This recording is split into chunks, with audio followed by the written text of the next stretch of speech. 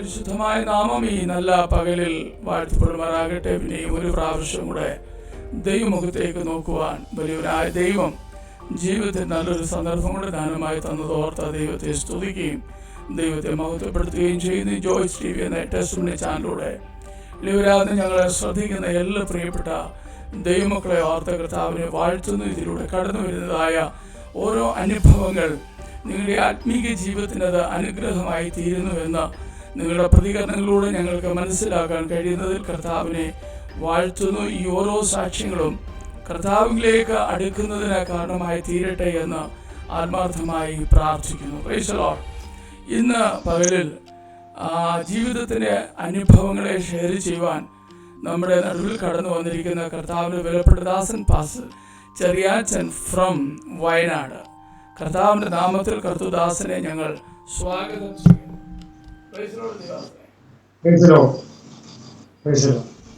സന്തോഷമാണോ? സന്തോഷമായിരിക്കുന്നു. വയനാട്ടിൽ ഈ വർഷം എങ്ങനെയുണ്ടോ മഴയൊക്കെ? വയനാട്ടിൽ ഇപ്പോൾ നല്ല മഴയാണ്. ഈ ദിവസങ്ങളിൽ നല്ല മഴ പെയ്തുകൊണ്ടിരിക്കുന്നു. മറ്റു പ്രശ്നങ്ങളൊന്നും ഇല്ലല്ലോ ദൈവകൃപയാല്? ഒന്നുമില്ല. കഴിഞ്ഞ വർഷത്തെ ദുരിതത്തിന്റെ 1ാം വാർഷികമാണ് ഇന്ന്. അതെ അതെ, ഇന്ന് ന്യൂസിലൊക്കെ കണ്ടു. മാസം അവിടുന്ന് എത്ര ദൂരമുണ്ട്? അവിടുന്ന് ഒരു 25-30 കിലോമീറ്റർ എടുത്തുണ്ട് ഞാൻ താമസിക്കുന്നുണ്ട്. അത്രേ ഉള്ളു അല്ലേ? അത്രേ ഉള്ളൂ. ഇന്നത്തെ അവിടുത്തെ സ്ഥിതി വിശേഷങ്ങളൊക്കെ എങ്ങനെയാ? അവിടെ ആളുകൾ അവിടെ ഇപ്പം താമസിക്കുന്നില്ല. ഒത്തിരി പേര് വെളിയിൽ പലയിടത്തും വീടുകൾ വാടകയ്ക്ക് എടുത്തൊക്കെ താമസിക്കുന്നത്. സർക്കാർ സംവിധാനങ്ങളൊക്കെ അതിന് ഭദ്ര സംവിധാനങ്ങൾ അവർ പറയുന്നെങ്കിൽ ഇതുവരെ ഒന്നും ആയിട്ടില്ല. പകരം വീടുകളൊന്നും ഇതുവരെ അവർക്ക് ആയിട്ടില്ല. പണി തുടങ്ങിയതൊക്കെ പറയുന്നല്ലോ. പറയുന്നു, എന്നാലും പൂർത്തീകരണത്തിലേക്ക് എത്തിയിട്ടില്ല. സർക്കാർ കാര്യമല്ലേ എല്ലാം. കർത്താവ് സഹായിക്കട്ടെ. ദൈവമായ കർത്താവ് സഹായിക്കട്ടെ. കർത്തദാസന്റെ അനുഭവ സാക്ഷ്യങ്ങളിലേക്ക് കടന്നു പോകുന്നതിന് ഒരു വാക്ക് ദൈവസന്നിധിയെ സ്തോത്രം ചെയ്യാം. സ്വർഗപിതാവേ, തിരുനാമത്തിന് മഹത്വം ഉണ്ടാകട്ടെ. ദാസനെ ഇത് ഞങ്ങൾക്ക് ലഭ്യമായി തോർത്ത ദൈവത്തെ സ്തുതിക്കുന്നു. പ്രിയപ്പെട്ടവരിലൂടെ കേൾക്കുന്ന അനുഭവങ്ങൾ, ആത്മീക സന്ദേശങ്ങൾ എളിയവരുടെ ജീവിതത്തിൽ അനുഗ്രഹമാക്കി തീർക്കണമേ. കേൾവിക്കാർക്ക് അത് അനുഗ്രഹമായി മാറട്ടെ. യേശുവിന്റെ നാമത്തിൽ തന്നെ ആമേൻ, ആമേൻ, ആമേൻ. ഓക്കെ മാസ്റ്ററെ, തുടർന്നുള്ള സമയങ്ങള് കർത്താവിന്റെ ദാസന്റെ അനുഭവങ്ങളെ ഷെയർ ചെയ്യാനുള്ള സമയങ്ങളാണ്. കർത്താവിന്റെ ധന്യതിരുനാമം ഇന്ന് പകൽ വാഴ്ത്തപ്പെടട്ടെ. പ്രിയ ജോയ്സ് ടിവിയോട് ഒരുമിച്ച്, പ്രിയ തോമസ് ജോർജ് പാസ്റ്ററോട് ഒരുമിച്ച് ഇപ്രകാരം നമ്മൾ നല്ലൊരു അവസരത്തെ ഓർത്ത് ദൈവത്തിന് സ്തോത്രം ചെയ്തതിനു ശേഷം കർത്തദാസനെ കർത്താവിന്റെ സ്നേഹവും വന്ദനവും വയനാട്ടിൽ നിന്ന് അറിയിക്കുന്നു. ഇപ്രകാരം ഒരു സമയം തന്നത് ഓർത്തു പ്രിയപ്പെട്ടവരോടുള്ള നന്ദി പ്രാരംഭത്തിൽ തന്നെ അറിയിക്കുന്നു. ദൈവം ധാരാളമായി പ്രിയപ്പെട്ടവരെ അനുഗ്രഹിക്കട്ടെ. ടിവിയുടെ പ്രവർത്തനങ്ങളൊക്കെ ദൈവം ധാരാളമായി മാനിക്കട്ടെ എന്നും പ്രാരംഭത്തിൽ ആശംസിക്കുകയും പ്രാർത്ഥിക്കുകയും ചെയ്യുന്നു. കർത്താവിന്റെ വലിയ കൃപ നമ്മുടെ കൂടെ ഉണ്ടാകട്ടെ. അവരുടെ കർത്തവരെയും അധികമായി ശോഭിപ്പാനും ദൈവം സഹായിക്കട്ടെ എന്ന് പ്രാരംഭത്തിൽ പ്രാർത്ഥിക്കുന്നു. എൻ്റെ പേര് കർത്താവദാസ് ഓർപ്പിച്ചതുപോലെ ചെറിയാച്ചൻ എന്നാണ്, TG ചെറിയാച്ചൻ. എനിക്ക് എൻ്റെ മാതാപിതാക്കൾ 2 പേരും മരിച്ചുപോയി. അപ്പൻ ജോർജ്, അമ്മ മേരി. എനിക്ക് ഒരു സഹോദരിയാണ് ഉള്ളത്, കണ്ണൂർ ജില്ലയിൽ. അവർ ഇപ്പോഴും ആയിരിക്കുന്നു. എൻ്റെ ഭാര്യ ഡേയ്സി കർത്തദാസിൻ്റെ മകളാണ്. പക്ഷേ എൻ്റെ ജോസഫിൻ്റെയും എന്നമ്മ ജോസഫിൻ്റെയും മകളെയാണ് ഞാൻ വിവാഹം കഴിച്ചത്. എനിക്ക് 2 മക്കളാണ്. മൂത്ത മകള് ബ്ലസ്സി, വിവാഹിതയാണ്. ഇപ്പോൾ അവർ ബാംഗ്ലൂർ താമസിക്കുന്നു. ബാംഗ്ലൂർ കൊത്തന്നൂർ എന്ന സ്ഥലത്ത് അവർ താമസിക്കുന്നു. മോൻ അവിടെയാണ് ജോലി.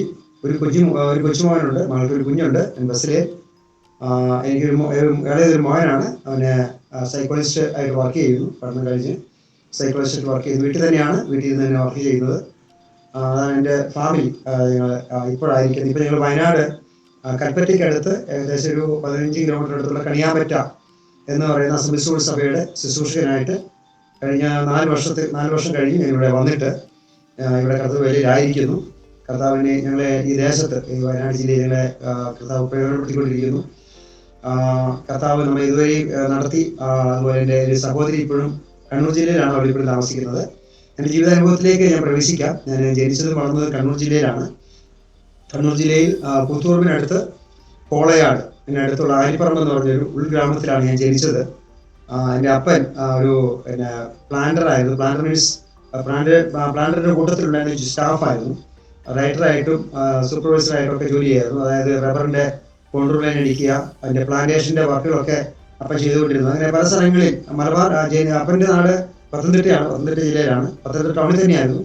വർഷങ്ങളായി അപ്പൻ ഇങ്ങനെ പല സ്ഥലങ്ങളിൽ ഈ റബ്ബറിൻ്റെ പ്ലാന്റേഷനോട് ബന്ധപ്പെട്ട് അതിൻ്റെ വർക്കുകൾക്ക് വേണ്ടി ഇങ്ങനെ യാത്ര ചെയ്തത്. അങ്ങനെ മലബാറിൽ വന്ന് കണ്ണൂർ വന്ന് ഈ അവിടെ കല്ലുവരിക്കാരുടെ തോട്ടം പ്ലാൻ ചെയ്യാൻ വേണ്ടി വന്ന് അങ്ങനെ അവിടെ കണ്ണൂർ ജില്ലയിൽ കോളയാടിനടുത്ത് വന്ന് അപ്പൻ താമസമായി. അവിടെയാണ് എൻ്റെ ജനനവും എൻ്റെ വളർച്ചയും, എൻ്റെ സ്കൂൾ പഠനവും ജനനവും വളർച്ചയും കണ്ണൂർ ജില്ലയിലാണ്. ഒരു ഉൾഗ്രാമമാണ്. ഉൾഗ്രാമം എന്ന് പറഞ്ഞാൽ കുറച്ച് ഉള്ള ഏരിയയാണ്. ഒരു 600-700 ഏക്കർ വരുന്നൊരു തോട്ടമാണ്. ആ തോട്ടത്തിന് നടുക്ക് ഒരു വീടാണ്. ആ വീട്ടിലാണ് ഞങ്ങൾ താമസിച്ചുകൊണ്ടിരുന്നത്. എന്ന് പറഞ്ഞാൽ അവിടെ മറ്റ് പകലൊക്കെ പണിക്കാർ കാണും, പിന്നെ സന്ധ്യ കഴിഞ്ഞ് കഴിഞ്ഞാൽ ആരും കാണില്ല. കാരണം അതുവഴി നടുക്കൂടെ പോകുന്ന റോഡുണ്ട്. ആ റോഡിലൂടെ യാത്രക്കാരൊക്കെ അപ്പുറത്ത് ഇപ്പുറത്ത് താമസിക്കുന്ന വീട്ടുകാർ പോകുന്നല്ലാതെ അടുത്ത അയൽവാസികളൊന്നുമില്ല. പിന്നെ കാര്യം അടുത്തൊന്നും ആളുകളില്ല. ആ ഒരു നിലയാണ് ഞാൻ അവിടെ എൻ്റെ ജന്മസ്ഥലം അല്ലെങ്കിൽ ഞാൻ ജീവിച്ചുകൊണ്ടിരുന്നത്. ബാല്യത്തില് പിന്നെ ഓർത്തഡോക്സുകാരായിരുന്നു ഞങ്ങൾ. പക്ഷെ അടുത്തൊന്നും ഓർത്തഡോക്സ് പള്ളിയില്ല. ഏകദേശം ഒരു 10-12 കിലോമീറ്റർ ദൂരം പോകണം ഓർത്തഡോക്സ് പള്ളിയിൽ പോകണമെങ്കിൽ. അതുകൊണ്ട് തന്നെ പള്ളി പോക്കൊക്കെ വളരെ കുറവാണ്. അടുത്തൊരു കത്തോലിക്ക പള്ളിയുണ്ട്, അത് ഇടയ്ക്കിപ്പോൾ വല്ലപ്പോഴും ഒന്ന് അവിടെ പോകുമായിരുന്നു. അന്നല്ലാതെ സ്ഥിരമായ ഒരു പള്ളി പോക്കൊന്നും അന്നുണ്ടായിരുന്നില്ല. ചെറുപ്പത്തിൽ അങ്ങനെയായിരുന്നു. അപ്പനും അമ്മയും അങ്ങനെ അവർ സ്ഥിരമായ പള്ളി ഭക്തരായിരുന്നില്ല. പക്ഷെ അപ്പം ഞാൻ ചെറുപ്പത്തിൽ നന്നായിട്ട് അപ്പൻ മദ്യപിക്കുന്ന ഒരാളായിരുന്നു. വല്ലാതെ മദ്യപിക്കുന്ന ഒരാളായിരുന്നു. ഈ കോണ്ടൂർ ലൈനിൻ്റെ ഇതൊക്കെ പിന്നെ റബ്ബർ പ്ലാന്റേഷൻ്റെ ആവശ്യങ്ങൾക്കൊക്കെ പല സ്ഥലങ്ങളിൽ ചെല്ലുമ്പോൾ പലരും ആ നിലകളിലുള്ള സഹായം എന്ന് വെച്ചാൽ ചിലരോട് അടുത്ത സ്നേഹിതരോടൊന്നും പൈസ മേടിക്കില്ല. പക്ഷെ അവർ അതിന് പകരം കൊണ്ട് കൊടുക്കുന്നത് വിലയേറിയ മദ്യമൊക്കെ ആയിരിക്കും. അങ്ങനെ അപ്പം നന്നായിട്ട് കുടിക്കുന്ന ഒരാളായിരുന്നു. പലപ്പോഴും വീട്ടിനകത്ത് എപ്പോഴും ആ ഒരു പ്രശ്നം ഞങ്ങൾ വല്ലാതെ അഭിമുഖീകരിച്ചിരുന്നു. അപ്പൻ്റെ മദ്യപാനം ഒത്തിരി ആഗ്രഹിച്ചിരുന്നു. അപ്പൻ്റെ മദ്യപാനം ഒന്ന് നിൽക്കണമെന്ന്. എൻ്റെ സ്കൂൾ പഠനത്തിന് ശേഷം ആ കാലഘട്ടങ്ങളിൽ ഹൈസ്കൂൾ പഠനത്തിൽ ഞാൻ പഠിച്ചുകൊണ്ടിരിക്കുമ്പം കണ്ണൂർ ജില്ലയിലെ കോളയാടിനടുത്ത് പിന്നെ പുന്നപ്പാലം എന്ന സ്ഥലത്തൊരു അൽഫോൺസോയുടെ ഒരു പള്ളിയുണ്ട്. അവിടെ വന്ന് ആ സ്ഥാപനക്കാലത്താണ് സ്ഥാപിച്ചത്. അവിടെ നാമത്തിൽ സ്ഥാപിച്ചൊരു പള്ളി. ഞാൻ അവിടെ സ്ഥിരം പോകുമായിരുന്നു. എൻ്റെ അപ്പൻ്റെ കള്ളുകൂടി നിർത്താൻ വേണ്ടി ഏകദേശം ഈ ഇത്രയും കിലോമീറ്ററിൽ രാവിലെ നടക്കുമായിരുന്നു, നന്ന രാവിലെ. കാരണം പപ്പയുടെ മദ്യപാനം പലപ്പോഴും ഞങ്ങൾക്ക് വീട്ടിലെപ്പോഴും മദ്യപിച്ച് കഴിഞ്ഞാൽ ഭയങ്കര ഒച്ചപ്പാട് ബഹളമൊക്കെയാണ്. അതുകൊണ്ട് അതിനൊരു പരിഹാരത്തിന് വേണ്ടി ഞാൻ ഒത്തിരി ആഗ്രഹിച്ചിരുന്നു. അതിനുവേണ്ടി ഞാൻ പള്ളിയിൽ ആരോ പറഞ്ഞൊരു 7 ശനിയാഴ്ച നൊവേനയ്ക്ക് പോയാൽ അപ്പൻ്റെ മദ്യപാനമൊക്കെ നിൽക്കുമെന്ന് പറഞ്ഞതുകൊണ്ട് ഞാൻ ആ കാര്യങ്ങൾക്കൊക്കെ ഞാൻ പിന്നെ കണ്ടിന്യൂ ആയി പോകുമായിരുന്നു. ആ ഒരു നിലയാണ് ഈ എൻ്റെ ഒരു ഹൈസ്കൂൾ പഠനകാലത്ത് സ്കൂൾ പഠനകാലത്തോടു കൂടിയാണ് ഞാൻ അത്രയും ആ പള്ളിയോടൊക്കെ അടുക്കാനിടയായി തീർന്നത്. പക്ഷേ അപ്പൻ്റെ കളികൂടിയൊന്നും അങ്ങനെ മാറിയിരുന്നില്ല. പക്ഷേ അങ്ങനെ ഇരിക്കുമ്പോൾ ഞാൻ എൻ്റെ നാട്ടിൽ എൻ്റെ പപ്പയുടെ ഉപ്പാപ്പന്മാരുടെ അടുത്തൊക്കെ വർഷത്തിലൊന്ന് പോകും. അപ്പം അവരെന്നെ ഒന്ന് കൊണ്ടുപോകും, ഉപ്പാപ്പ ഒന്ന് കൊണ്ടുപോകും. അപ്പോൾ ഒരു പ്രാവശ്യം നാട്ടിൽ ചെന്നപ്പം ഉപ്പാപ്പൻ്റെ കൊച്ചമ്മ പറഞ്ഞു, റേഡിയോയിൽ ഇങ്ങനെ ഒരു റേഡിയോ പ്രഭാഷണമുണ്ട്, ബൈബിൾ പഠിപ്പിക്കുന്നുണ്ട്. അപ്പോൾ KP യോഹന്നാനും ജോർജ് ഫിലിപ്പ് സാറിൻ്റെ ഒക്കെ ബൈബിൾ ക്ലാസ്സുകളും ബൈബിൾ പ്രഭാഷണമൊക്കെ ഉണ്ട്. എനിക്കറിയത്തില്ല അങ്ങനെ ബൈബിൾ ക്ലാസ്സിനെ കുറിച്ചോ അല്ലെങ്കിൽ റേഡിയോ പ്രഭാഷണത്തെ കുറിച്ചോ ഒന്നും എനിക്ക് വലിയ ഗ്രാഹ്യമുള്ള ഒരാളല്ല ഞാൻ.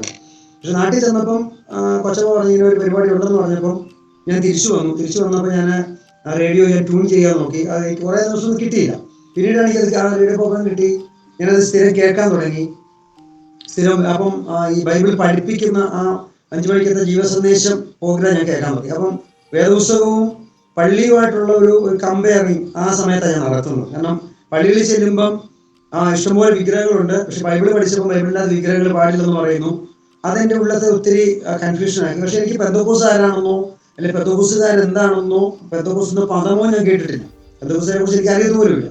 അതുകൊണ്ട് ഇത് തെറ്റാണെന്ന് എനിക്കറിയാം. അല്ലെങ്കിൽ വേദപുസ്തകം പറയുന്നു വിഗ്രഹാരാധന തെറ്റാണ് എന്ന് പറയുന്നെങ്കിലും മറ്റു പള്ളികളെ കുറിച്ച് എനിക്കൊരു അല്ലെങ്കിൽ പെന്തക്കോസ്തിനെ കുറിച്ച് എനിക്ക് അറിവില്ലാത്തത് കൊണ്ട് ഞാൻ അന്നും പോയിക്കൊണ്ടിരുന്നത് ഈ പള്ളികളിൽ തന്നെയാണ് ആ കാലഘട്ടങ്ങളിൽ. അങ്ങനെ ഞാൻ പിന്നെ റേഡിയോ പ്രഭാഷണം കേട്ടാൽ ഞാൻ രക്ഷിക്കപ്പെട്ടത്. ഞാൻ ആ പ്രോഗ്രാമിലൂടെയാണ് യേശുവിനെ രക്ഷിതാവായി സ്വീകരിക്കുന്നത്. ആ പ്രഭാഷണത്തിൽ ആ ബൈബിൾ പഠനത്തിലാണ് അദ്ദേഹത്തിൻ്റെ ആഹ്വാനത്തിലാണ് ഞാൻ യേശുവിനെ രക്ഷിതാകർത്തമായി സ്വീകരിക്കുന്നത്.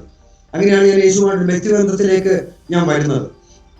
അങ്ങനെ ഞാൻ ആ വ്യക്തിബന്ധത്തിൽ ഞാൻ ജീവിക്കുമ്പോഴാണ് ഞാൻ പറഞ്ഞത് കോളയാടെന്ന് പറഞ്ഞ സ്ഥലം ഞങ്ങൾ താമസിക്കുന്നത് ഏകദേശം ഒരു 6-7 കിലോമീറ്റർ ദൂരമാണ്. അപ്പോൾ ഞാൻ അന്നും ഈ പുസ്തകം വായിക്കുന്ന ശീലമുള്ളതുകൊണ്ട് ലൈബ്രറിയിൽ അംഗത്വമുണ്ട്. അപ്പോൾ ഞാനൊരു ദിവസം പുസ്തകം എടുക്കാൻ വേണ്ടി ഈ കോളയാട് വന്നപ്പോൾ അവിടെ ഒരു ഗ്രൗണ്ടുണ്ട്. അപ്പോൾ അവിടെ ഒരു കൺവെൻഷൻ്റെ പരിപാടികളൊക്കെ നടന്നുകൊണ്ടിരിക്കുന്നു. അങ്ങനെ കസേരകൾ ഇടുന്നു, അങ്ങനെ ആ ക്രമീകരണങ്ങളൊക്കെ നടക്കുന്നു. അപ്പോൾ ഞാനും ആ പ്രോഗ്രാമിന് അവരുടെ അടുത്ത് ചെന്നു സംസാരിച്ചു. അപ്പോൾ അവർ കസേര ഇടുന്ന കൊടുത്ത് ഞാനും അവരുടെ കൂടത്ത് കസേരയൊക്കെ ഇടാൻ കൂടി. അങ്ങനെ അവരുമായിട്ട് പരിചയപ്പെട്ട് കഴിഞ്ഞ് അപ്പം അന്ന് വൈകിട്ടൊരു ഫിലിം ഷോയും ഉണ്ട്, ഒരു പ്രസംഗവും ഉണ്ട്. അപ്പം പ്രസംഗം കഴിഞ്ഞ് എനിക്ക് ബുക്കൊക്കെ എടുത്ത് ഞാൻ തിരിച്ചു വന്നപ്പോഴത്തേക്ക് പ്രസംഗമൊക്കെ കഴിഞ്ഞ് ഈ ഫിലിം ഷോ തുടങ്ങിയിരുന്നു. അപ്പോൾ പിന്നെ ഫിലിം ഷോ തുടങ്ങിയപ്പോൾ ആ ഗ്രൗണ്ടിലിട്ട കസേരകളെല്ലാം ഫില്ലായി. അപ്പോൾ ഒരു ഓപ്പൺ എയർ സ്റ്റേജാണ്. അപ്പോൾ സ്റ്റേജിൻ്റെ പുറകിൽ ഒരു കസേര കാലി കിടപ്പുണ്ട്. അപ്പോൾ ഞാൻ ആ പുറകിലൂടെ വന്ന് ആ സ്റ്റേജിൻ്റെ അകത്ത് വന്നിട്ട് ആ കസേര ഇരുന്ന് ഈ ഫിലിമുകളെ കാണുമ്പോൾ അന്ന് അവിടെ പ്രസംഗിക്കാൻ വന്ന അവിടുത്തെ പാസ്റ്റർ കെ രാജു എന്ന് പറഞ്ഞൊരു പാസ്റ്റർ, പത്തനംതിട്ടക്കാരനാണ്.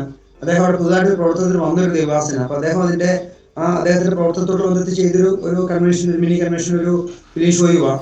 അങ്ങനെ അദ്ദേഹം അവിടെ നടക്കുമ്പോൾ അദ്ദേഹം എൻ്റെ അടുത്ത് വന്ന് പരിചയപ്പെട്ടു. അങ്ങനെ ഞാൻ അദ്ദേഹവുമായിട്ട് പരിചയപ്പെട്ടു. അങ്ങനെ അദ്ദേഹം ഒരു അടുത്തൊരു ആരാധനയുണ്ട്, ഒരു പ്രാർത്ഥനയുണ്ട് എന്ന് പറഞ്ഞു. ഇപ്പോൾ പെന്തക്കോസ്ത് ആരാധന. അപ്പോൾ പെന്തക്കോസ്ത് എന്താണെന്ന് എനിക്കറിയില്ല. അപ്പോൾ ഒരു ആരാധന ഉണ്ടെന്ന് പറഞ്ഞപ്പം അതെന്താണെന്ന് അറിയാൻ വേണ്ടിയുള്ള ഒരു ആഗ്രഹത്തിൽ ഞാൻ അദ്ദേഹത്തിന്റെ പിറ്റേ ഞായറാഴ്ച ഞാൻ ആ സ്ഥലത്ത് ചെന്നു. ആ സ്ഥലത്ത് ചെന്നപ്പോൾ ഒരു ചെറിയൊരു പഴയ ഓടിട്ടൊരു വീട്. ആ വീടിനകത്തേക്ക് കൂടിപ്പോയ 10 പേര് താഴെയുള്ള ഒരു ചെറിയൊരു കൂട്ടം, വളരെ ചെറിയൊരു കൂട്ടം. ആ കൂട്ടത്തിലാണ് ഞാൻ ആദ്യമായിട്ട് ചെല്ലുന്നത്. അവിടെ ചെന്നു. അവരുടെ ആരാധനയും പാട്ടും ആ രീതികളൊക്കെ എന്നെ സ്വാധീനിച്ചു, ഒത്തിരി എന്നെ ആകർഷിച്ചു. കാരണം അവരുടെ ആ പാട്ടുകൾ, ആരാധന രീതികൾ, ദൈവ ശുശ്രൂഷ, അതെനിക്ക് വേദപുസ്തകത്തോട് ഒത്തിരി അടുത്തൊരു കൂട്ടമായിട്ട് എനിക്ക് തോന്നി. അങ്ങനെ ഞാൻ അന്ന് മുതൽ ഞാൻ സ്ഥിരമായി ഇവിടെ ആരാധനയ്ക്ക് പോകാൻ തുടങ്ങി, ആ കൂട്ടായ്മ. അങ്ങനെയാണ് ഞാൻ പെന്തക്കോസ്ത് കൂട്ടത്തിലേക്ക് വരുന്നത്.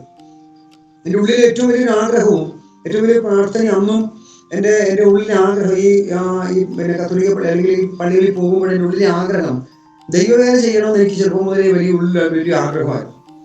അപ്പം അതിനെക്കുറിച്ച് എനിക്ക് എങ്ങനെയാണ് ദൈവവേല ചെയ്യേണ്ടത് എന്നൊന്നും എനിക്ക് അറിയത്തുമില്ല. അപ്പം ആ സമയത്താണ് മലബാറിലെ VTO മാസ്റ്റർ നേതൃത്വത്തിൽ തുടങ്ങുന്ന ഒരു ട്രിനിറ്റി ബൈബിൾ കോളേജിന്റെ ആരംഭം.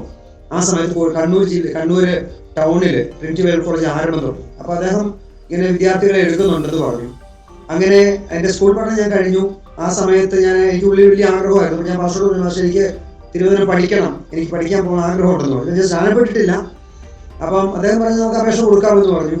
അങ്ങനെ ഞാൻ ആപ്ലിക്കേഷൻ അയച്ചു. അങ്ങനെ ഞാൻ ഇന്റർവ്യൂവിന് പങ്കെടുത്തു. അന്ന് എന്നോട് ചോദിച്ചൊരു ചോദ്യങ്ങളിൽ ഒന്ന്, സ്നാനപ്പെട്ടിട്ടില്ല ഞാനന്ന്. എപ്പോൾ സ്നാനപ്പെടുമെന്ന് ചോദിച്ചു. പറഞ്ഞു എനിക്ക് സ്നാനപ്പെടാൻ ആഗ്രഹമുണ്ട് എന്ന് മാത്രം ഞാൻ പറഞ്ഞു. അന്ന് ഞാൻ സ്നാനപ്പെട്ടിട്ടില്ല. കോളേജിൽ പഠിക്കാൻ ചെല്ലുമ്പോൾ ഞാൻ സ്നാനപ്പെടാൻ എനിക്ക് ആഗ്രഹമുണ്ട്, അവസരം കിട്ടുമ്പോൾ ഞാൻ സ്നാനപ്പെടുമെന്ന് പറഞ്ഞു. ഞാൻ കോളേജിൽ പോയി. എനിക്ക് തോന്നുന്നു ഏകദേശം 6 മാസത്തിന് ശേഷം ഞാൻ സ്നാനപ്പെടുന്നത്. അത് റോമാലേഖനത്തിലെ ക്ലാസ് വിദ്യാഭ്യാസം എടുത്തുകൊണ്ടിരിക്കുമ്പോൾ ഒരു ദിവസം ആ ക്ലാസ് 6-ാം അധ്യായത്തിലേക്കൊക്കെ എത്തിയപ്പോൾ വ്യക്തമായി എനിക്ക് ബോധ്യം വന്നു, സ്നാനം അത്യാവശ്യമാണ് എന്നൊരു വ്യക്തമായൊരു ബോധ്യം അന്ന് എൻ്റെ ഉള്ളിൽ ദൈവം എനിക്ക് തന്നു. അന്ന് ആ ബോധ്യം എൻ്റെ ഉള്ളിൽ വന്നു. ഞാൻ സാറിന് പറഞ്ഞു, സാറേ എനിക്ക് സ്നാനപ്പെടണമെന്ന് പറഞ്ഞു. ആ ക്ലാസ് കഴിഞ്ഞ് സാറ് വെളിയിൽ ഇറങ്ങി ഉടനെ സാറ് പറഞ്ഞു, വിദ്യാഭ്യാസം പറഞ്ഞു നമുക്ക് സ്നാനപ്പെടാം, അടുത്ത ഞായറാഴ്ച നമുക്ക് ചർച്ച അനൗൺസ് ചെയ്യാം, വേറെ ആരെങ്കിലും ഉണ്ടെങ്കിൽ നമുക്ക് ഒരുമിച്ച് സ്നാനപ്പെടാമെന്ന് പറഞ്ഞു. അങ്ങനെ ഞാൻ ആ ആഴ്ച ചർച്ച അനൗൺസ് ചെയ്തു. അതിന് പിറ്റേ ഞായറാഴ്ച സെപ്റ്റംബർ 4-ാം തീയതി ഞാൻ കർത്താവിനെ കണ്ണൂർ ടൗൺ AG ചർച്ചിൽ വെച്ചിട്ടാണ് ഞാൻ സ്നാനപ്പെടുന്നത്. എൻ്റെ മാതാപിതാക്കളോ എൻ്റെ മാതൃസഭയിലെ ആരും ഇല്ലായിരുന്നു. കാരണം ഒന്ന് ഞായറാഴ്ചയാണ്, 2 ഞാൻ അവരോട് പോയി പറഞ്ഞെങ്കിലും അവരാരും അവിടെ നിന്ന് ആരും വന്നില്ല. സത്യത്തിൽ ഞാനൊരു ആ ദേശത്ത് നിന്ന് ആദ്യമായി വന്ന, അല്ലെങ്കിൽ ഞങ്ങളുടെ ദേശത്ത് കണ്ണൂർ ജില്ലയിൽ ഈ കോളയാട് എന്ന് പറയുന്ന സ്ഥലത്ത് നിന്ന് വിശ്വാസത്തിൽ ആദ്യമായി വന്ന ഒരാളാണ്. ഒറ്റയ്ക്ക്, വേറെ ആരും അവിടെ വിശ്വാസികളെന്ന് പറയാനില്ല. ഞാൻ താമസിക്കുന്ന ഏരിയയിൽ അവിടുന്ന് കർത്താവ് എന്നെ ഒറ്റയ്ക്ക് വിളിച്ചു വേർതിരിച്ചു. ഈ സ്നാനത്തിന് വേണ്ടി എൻ്റെ കൂടെ പഠിച്ച എൻ്റെ ബൈബിളിലെ സഹപാഠികളാണ് എൻ്റെ കൂടെ ഉണ്ടായിരുന്നത്. അവരാണ് എന്നെ സ്നാനക്കുളത്തിലേക്ക് ഇറക്കിയത്, അവരാണ് എന്നെ സ്നാനക്കുളത്തിൽ കയറ്റിയത്. അങ്ങനെയാണ് ഞാൻ കർത്താവിനെ ജനത്തിൽ സാക്ഷീകരിക്കുന്നത്. 95 ആരംഭത്തോടുകൂടെ ബൈബിൾ കോളേജിന്റെ പ്രവർത്തനം സാറ് കോഴിക്കോടേക്ക് ട്രാൻസ്ഫർ ആയപ്പോൾ സാറ് കോളേജിന്റെ പ്രവർത്തനം കോഴിക്കോടേക്ക് ട്രാൻസ്ഫർ മാറ്റി. അങ്ങനെ കോഴിക്കോട് ഞാൻ വന്നു. കോഴിക്കോട് ഞങ്ങൾ ബൈബിൾ കോളേജ് താമസിച്ചുകൊണ്ടിരുന്നപ്പോൾ എൻ്റെ ഓർമ്മ ശരിയാണെങ്കിൽ കോഴിക്കോട് വന്ന് 1 മാസം കഴിഞ്ഞു. കോഴിക്കോടേക്ക് ബൈബിൾ കോളേജ് ഷിഫ്റ്റ് ആയി 1 മാസം കഴിഞ്ഞു. 1 മാസം കഴിഞ്ഞ് ഒരു ദിവസം ഒരു ശനിയാഴ്ച രാവിലെ എനിക്കൊരു ഫോൺ കോള് സാറിലേക്ക് വന്നു. പപ്പ ഇങ്ങനെ സുഖമില്ലാതെ ഹോസ്പിറ്റലിൽ അഡ്മിറ്റ് ആണ്, ചെല്ലണം എന്ന് പറഞ്ഞിട്ട് എനിക്കൊരു വിവരം കിട്ടി. അങ്ങനെ ഞാൻ ബൈബിൾ കോളേജിൽ നിന്ന് എൻ്റെ കയ്യിൽ പൈസ ഒന്നുമില്ല. എൻ്റെ കൂടെ പഠിച്ചൊരു വിൽസെൻ്റ് എന്ന് പറഞ്ഞ സഹോദരൻ എനിക്ക് വണ്ടിക്കൂലിക്ക് പൈസ തന്നെ. കാരണം ഞാൻ ഒറ്റയ്ക്ക് വിശ്വാസത്തിലുള്ളൂ, എന്നെ സഹായിക്കാൻ ആരുമില്ല. അങ്ങനെ അതുകൊണ്ട് ഞാൻ അങ്ങനെ അദ്ദേഹം എനിക്ക് തന്ന പൈസയും കൊണ്ട് ഞാൻ കോളയാട് ഇവിടെ പുത്തൂർമയിനടുത്തുള്ള തെക്കുരങ്ങാടിയിലെ കൃഷ്ണരാജ ഹോസ്പിറ്റലിൽ ചെല്ലുമ്പം പപ്പ ഹോസ്പിറ്റലിൽ അഡ്മിറ്റാണ്. ഞാൻ അവിടെ ചെന്നു, വന്ന് പപ്പയുടെ കൂടെ നിന്നു. വൈകുന്നേരം ആയപ്പോഴേക്ക് പെട്ടെന്ന് പപ്പയ്ക്ക് ഒരു 5 മണി 6 മണിയോട് കൂടെ പെട്ടെന്ന് പപ്പയ്ക്ക് സീരിയസ് ആയി. ഹാർട്ട് അറ്റാക്ക് വീണ്ടും വന്നു. പെട്ടെന്ന് കർത്താവ് ഈ ലോകത്ത് നിന്ന് മാറ്റപ്പെട്ടു. എൻ്റെ വലിയൊരു ഭാരം എൻ്റെ പപ്പയുടെ വിശ്വാസത്തിലേക്ക് വന്നില്ല എന്നതൊരു എന്നെ എന്നും അലട്ടുന്ന ഒരു ഭാരമാണ്. പെട്ടെന്ന് എൻ്റെ അപ്രതീക്ഷിതമായ ഒരു വേർപാടായിരുന്നു, ഒരിക്കൽ പോലും പ്രതീക്ഷിക്കാൻ പറ്റാത്തത്. ജീവിതത്തിന് എന്താ പറയേണ്ട ഒരു പ്രായത്തിൽ പെട്ടെന്ന് പകച്ചുപോയ ഒരു ജീവിത സാഹചര്യം. കാരണം ലോകം എന്താണെന്നോ ലോകത്തെക്കുറിച്ചുള്ള ഗ്രാഹ്യം ഒന്നും ഇല്ലാതുള്ള ഒരു സമയം. ആ സമയം പിന്നെ അമ്മ ഡയബറ്റിക് പേഷ്യൻ്റ് ആയിരുന്നു. ഒരു സഹോദരിയുണ്ട്, അവിടെ പഠിച്ചുകൊണ്ടിരിക്കുക. എന്ത് ചെയ്യണമെന്ന് അറിയാതിരിക്കുകയായിരുന്നു. അങ്ങനെ പപ്പയുടെ അടക്ക ശുശ്രൂഷയൊക്കെ കഴിഞ്ഞു. അത് കഴിഞ്ഞ് തിരിച്ച് ബൈബിൾ കോളേജിൽ പോകാൻ, കാരണം സ്വന്തമായി വീടില്ല, പപ്പ താമസിക്കുന്നത് എസ്റ്റേറ്റിൻ്റെ കോട്ടേഴ്സിലാണ്. പപ്പയ്ക്ക് അവിടെ ജോലിക്കാരനായതുകൊണ്ട് ഇറക്കി വിട്ട് എങ്ങോട്ട് പോകുമെന്ന് അറിയത്തില്ല. അങ്ങനെ എൻ്റെ ബൈബിൾ കോളേജ് പഠനം അവിടെ വെച്ച് ബ്രേക്കായി. ഞാൻ തിരിച്ച് ആ ജോലിയിലേക്ക് പ്രവേശിക്കുന്നുണ്ട്. അപ്പം പ്രവേശിക്കുമ്പം ഞാൻ അവിടെ ചെല്ലുമ്പോൾ എൻ്റെ പപ്പയുടെ കൂടെ ജോലി അല്ലെങ്കിൽ പപ്പയുടെ തോട്ടത്തിൻ്റെ ഓണർ അടക്ക ശുശ്രൂഷ കഴിഞ്ഞ് മൂന്നാമത്തെ ദിവസം വിളിച്ചിട്ട് എന്നോട് അങ്ങോട്ട് വരാൻ പറഞ്ഞു. ഞാൻ ചെന്ന് അദ്ദേഹത്തോട് സംസാരിച്ചു. അപ്പം എന്നോട് പറഞ്ഞു, അപ്പം എൻ്റെ അവിടെ പപ്പയുടെ കൂടെ ജോലി ചെയ്ത 2 കത്തോലിക്കരാണ്. അപ്പം അവർക്ക് ഞാൻ പെന്തക്കോസ്തിൽ പോയത് ഒത്തിരി ഒരു വിഷയമാണ്. ഞാൻ പെന്തക്കോസ്തുകാരനായതും പെന്തക്കോസ്തിൽ പോയതും കൊണ്ട് തന്നെ. അപ്പം എന്നെ വിളിക്കാൻ വേണ്ടി വന്ന കത്തോലിക്കൻ അദ്ദേഹം എന്നോട് പറഞ്ഞൊരു കാര്യം, എന്നെ അവിടെ വിളിക്കുന്ന സന്തോഷത്താണ് വിളിക്കുന്നത്, എന്നെ വീട്ടിൽ വിളിക്കുന്ന ഒരു സന്തോഷമാണ്. സന്തോഷമാണ് വിളിക്കുന്നത്. സന്തോഷം, നിനക്ക് ജോലി തരാൻ മുതലാളിക്ക് ബുദ്ധിമുട്ടുണ്ട്. എന്ന് പറഞ്ഞാൽ നീ പള്ളി ഈ പെന്തക്കോസ്ത് വിട്ട് തിരിച്ചു വന്നെങ്കിൽ നിനക്ക് ജോലി തരുള്ളൂ, അല്ലെ ജോലി തരത്തില്ല എന്നാ പറഞ്ഞതെന്ന് പറഞ്ഞു. ഞാൻ പറഞ്ഞു ആയിക്കോട്ടെ, ഇത് വിശ്വാസം വിട്ടിട്ട് എനിക്ക് ജോലി വേണ്ട, അങ്ങനെയാണെങ്കിൽ എനിക്ക് ജോലി ഞാൻ ചെയ്യാൻ താല്പര്യപ്പെടുന്നില്ല എന്ന് പറഞ്ഞു.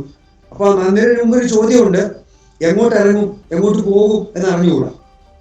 കാരണം അപ്പൻ അവിടെ ആ കാലത്ത് അവിടെ താമസിച്ചുകൊണ്ട് വേറൊരു വീടില്ല, സ്ഥലം കിടപ്പുണ്ടെങ്കിൽ വീടില്ല. അപ്പോൾ എങ്ങോട്ട് പോകുമെന്ന് അറിയത്തില്ല. ഞാൻ അദ്ദേഹത്തിൻ്റെ അടുത്ത് ചെന്നു, അദ്ദേഹത്തോട് സംസാരിച്ചു. അദ്ദേഹം അന്നേരം ഈ ഓണറിനെ ചെന്ന് കണ്ട് സംസാരിച്ചപ്പോൾ അദ്ദേഹം പറഞ്ഞൊരു കാര്യം, നിന്റെ അപ്പൻ എന്നോട് വിശ്വസ്തനായിരുന്നു, നിന്റെ അപ്പൻ എന്നോട് കൂടെ നല്ല കുറേ ദീർഘവർഷങ്ങളുണ്ടായിരുന്നു അവരുടെ കൂട്ടത്തിൽ. എൻ്റെ കൂട്ടത്തിൽ ഉള്ള കാലം മുഴുവൻ വിശ്വസ്തനായി ജോലി ചെയ്തതാണ്. നീയും എന്നോട് കൂടെ അങ്ങനെ നിന്റെ അപ്പനെ പോലെ എന്നോട് കൂടെ ജോലി ചെയ്യണം, വിശ്വസ്തനായിരിക്കണം.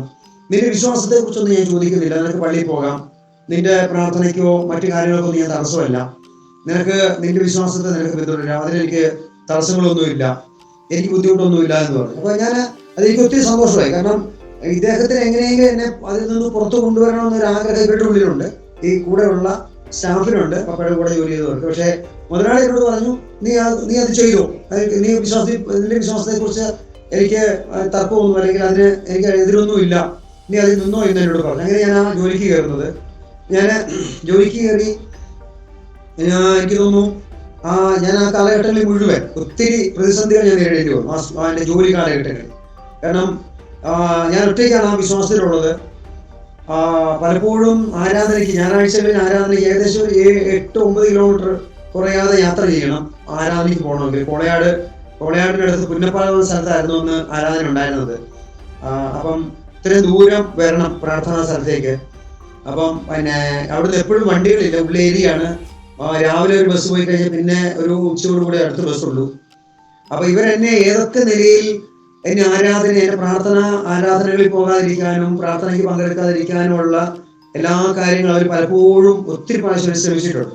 ഞാൻ ഇന്നും ഓർക്കുന്ന ഒരു കാര്യം, ഒരു ഞായറാഴ്ച ഞാൻ ആരാധനയ്ക്ക് പോകാൻ വേണ്ടി, ഇപ്പോൾ താക്കോലുണ്ട് ഓഫീസിൻ്റെയും ഇതിൻ്റെ എല്ലാം താക്കോൽ എൻ്റെ കയ്യിലാണ്. രാവിലെ 5 മണിയാകുമ്പം ടാപ്പിങ്ങാരെ വരും, അവരെ ഇറക്കണം, അവർക്ക് മസ്റ്ററോട് ഉപ്പിടിച്ച് അവരെ ഇറക്കണം. അത് കഴിഞ്ഞിട്ട് അവരുടെ തോട്ടത്തിൽ ഈ ടാപ്പ് ചെയ്യുന്ന സ്ഥലത്ത് പോകണം. എന്ന് വെച്ചാൽ അവർ എല്ലാ മരങ്ങളും വെട്ടുന്നുണ്ടോ, എല്ലാ കാര്യങ്ങളും അവർ കൃത്യമായിട്ട് ചെയ്യുന്നുണ്ടോ എന്നറിയാൻ വേണ്ടി നോക്കാൻ പോകണം. അങ്ങനെ ഒരു കാര്യമുണ്ട്. അപ്പോൾ എന്നെ വിശ്വാസത്തിൽ നിന്ന് പിന്തിരിപ്പിക്കാൻ വേണ്ടി ഇവർ രണ്ടുപേരും പരമാവധിയുള്ള ശ്രമങ്ങൾ നടത്തുന്നുണ്ട്. ഞാൻ ആ ജോലി പ്രവേശിച്ച സമയം മുതൽ എനിക്ക് മനസ്സിലായി. ഒന്ന്, ആദ്യം എന്നോട് വളരെ സ്നേഹത്തോടെ അവരെന്നോട് പറഞ്ഞു നോക്കി.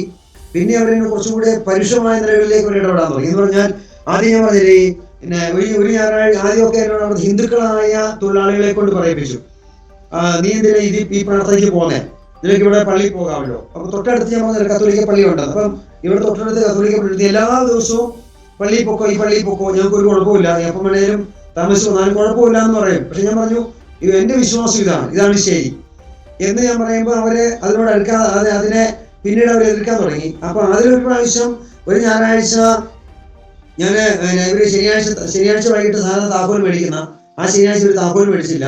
പിറ്റേ ദിവസം രാവിലെ സാധാരണ വേറൊരു സ്റ്റാഫുണ്ട്, പിന്നെ രാജു അദ്ദേഹത്തിന്റെ പേര്, അദ്ദേഹം വന്നിട്ടാണ് താക്കോൽ മേടിക്കുന്നത്. അദ്ദേഹമാണ് ഞായറാഴ്ചകളിൽ പിന്നെ ടാപ്പിംഗ് ആര് നോക്കുന്നത്. പാല് വെട്ടി ഉറയൊഴിച്ചു, അതിനെ പിന്നെ മരം റബ്ബർ വെട്ടുന്നതും പാല് കൊണ്ടുവന്നതും ഉറയൊഴിച്ച് ഷീറ്റിന് എണ്ണ എടുക്കുന്നതൊക്കെ അദ്ദേഹമാണ് ഞായറാഴ്ച ചെയ്യാറ്.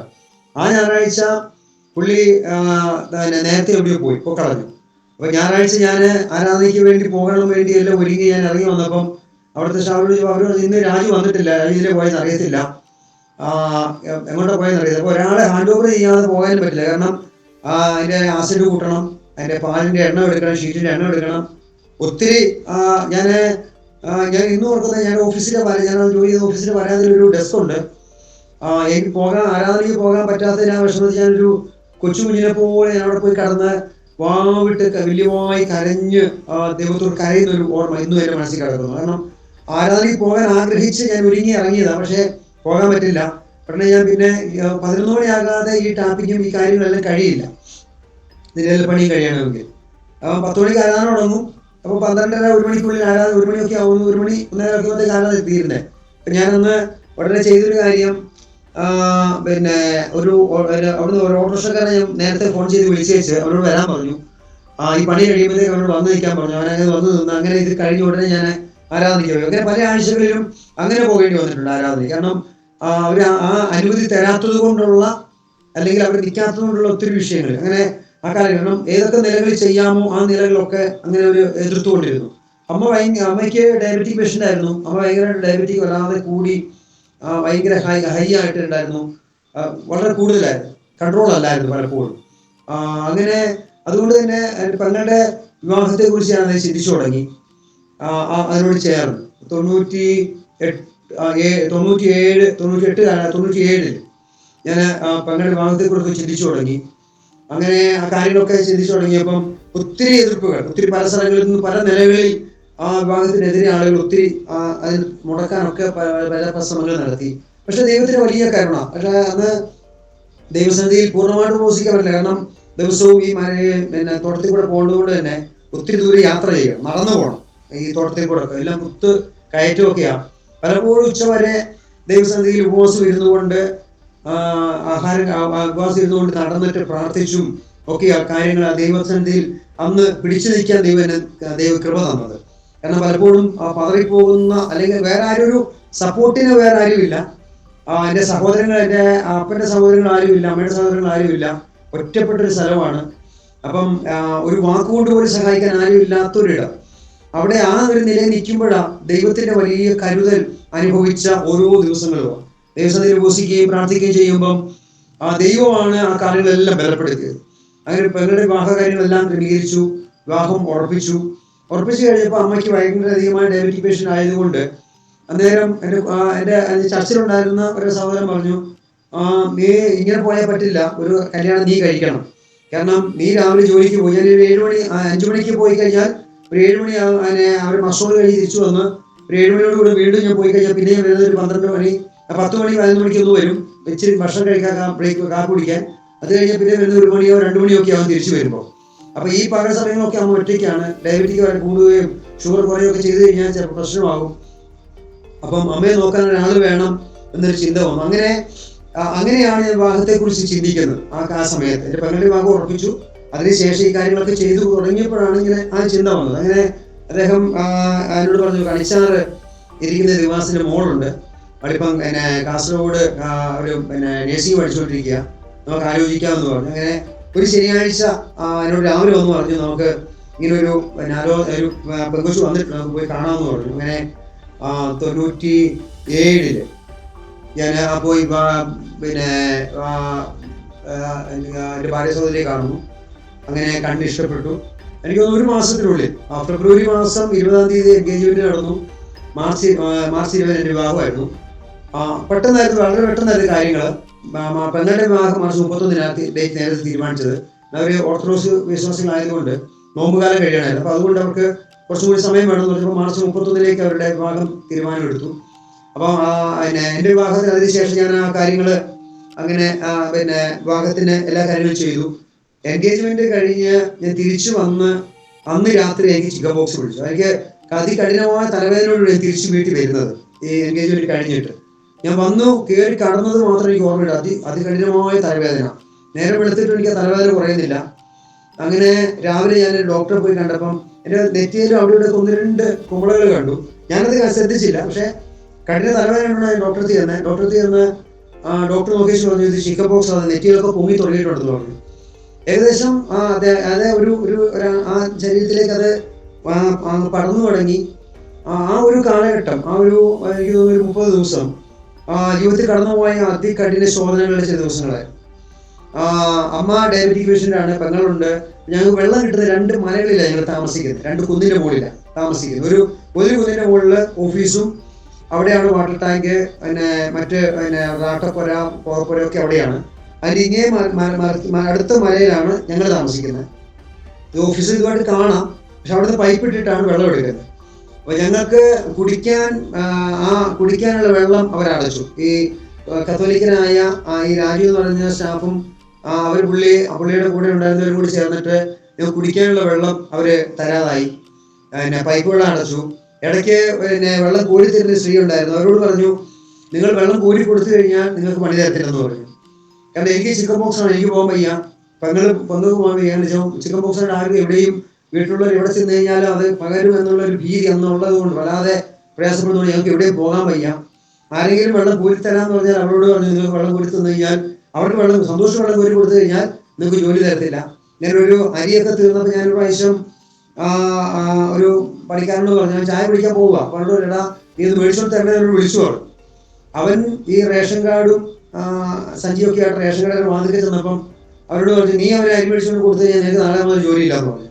അവരതുപോലെ ആ റേഷൻ കാർഡും സഞ്ചിയൊക്കെ തിരിച്ചു കൊടുത്താന്ന് എന്നോട് പറഞ്ഞത് ഇങ്ങനെയാ, അതുകൊണ്ട് എനിക്കൊന്നും ചെയ്യാൻ പറ്റത്തില്ല. ഞങ്ങളെ ഏകദേശം ഒരു മാസത്തോളം ഒത്തിരി ഞങ്ങളെ ഏതൊക്കെ നിലകളിൽ ദ്രോഹിക്കാം എന്ന് പറഞ്ഞാൽ എല്ലാ വഴിയും അടച്ച ഒരു സമയമായി.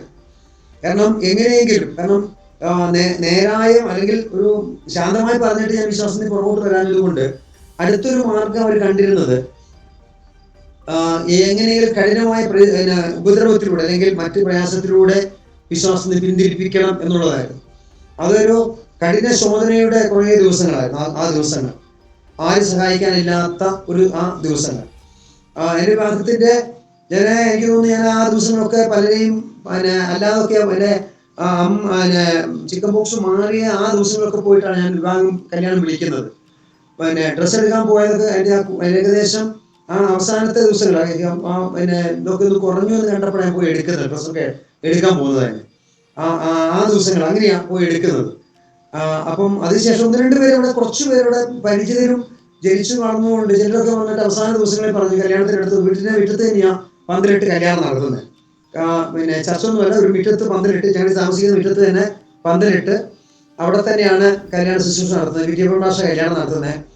അപ്പം അതിന് 2 ദിവസം മുമ്പ് എന്നോട് വന്നിട്ട് 2 പേര് പറഞ്ഞു, ആളുകളെ കല്യാണത്തിന് നീ വിളിച്ച ആളുകളെ എല്ലാം വിടാതെ തടയാനുള്ള ശ്രമം ആളുകൾ നടത്തുന്നുണ്ട്. അവര് ചിക്കൻ ബോക്സ് ആണ്, പകരും, അതുകൊണ്ട് നിങ്ങൾ പോകരുതെന്ന് പറഞ്ഞ് തടയുന്നുണ്ടെന്ന് പറഞ്ഞു.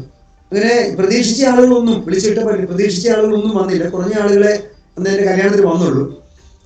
ദൈവം എന്നെ അതിന്റെ നടുവിലും ദൈവത്തിന്റെ മഹാകരുണ എന്നോട് കൂടെ ഉണ്ടായിരുന്നു. ആ വലിയ പ്രതിസന്ധിയുടെ നടുവിലും വിശ്വാസത്തിന് ക്ഷീണിച്ചു പോകാതെ തളർന്നു പോകാതെ കർത്താവിനെ നിലനിർത്തി എന്നത് എന്ന് ഞാൻ ഇന്നും ഓർക്കുന്നുണ്ട്. 97 മാർച്ച് 20 എൻ്റെ വിവാഹം കഴിയുന്നു. മാർച്ച് 31 പെങ്ങളുടെ വിവാഹം കഴിയുന്നു. 98 അമ്മയെ പെട്ടെന്ന് ഡയബറ്റിക് ആയിരുന്നു, ഞാൻ പറഞ്ഞല്ലോ നേരത്തെ. അപ്പൊ അമ്മയും ലോകത്ത് നിന്ന് മാറ്റപ്പെടുന്നു. അങ്ങനെ അതിനുശേഷം കർത്താവിന്റെ വേല ചെയ്യണമെന്നുള്ള വലിയ അധമ്യമായ ആഗ്രഹം എൻ്റെ ഉള്ളിലുണ്ട്. അങ്ങനെ 2000 ഞാൻ ജോലി റിസൈൻ ചെയ്തു.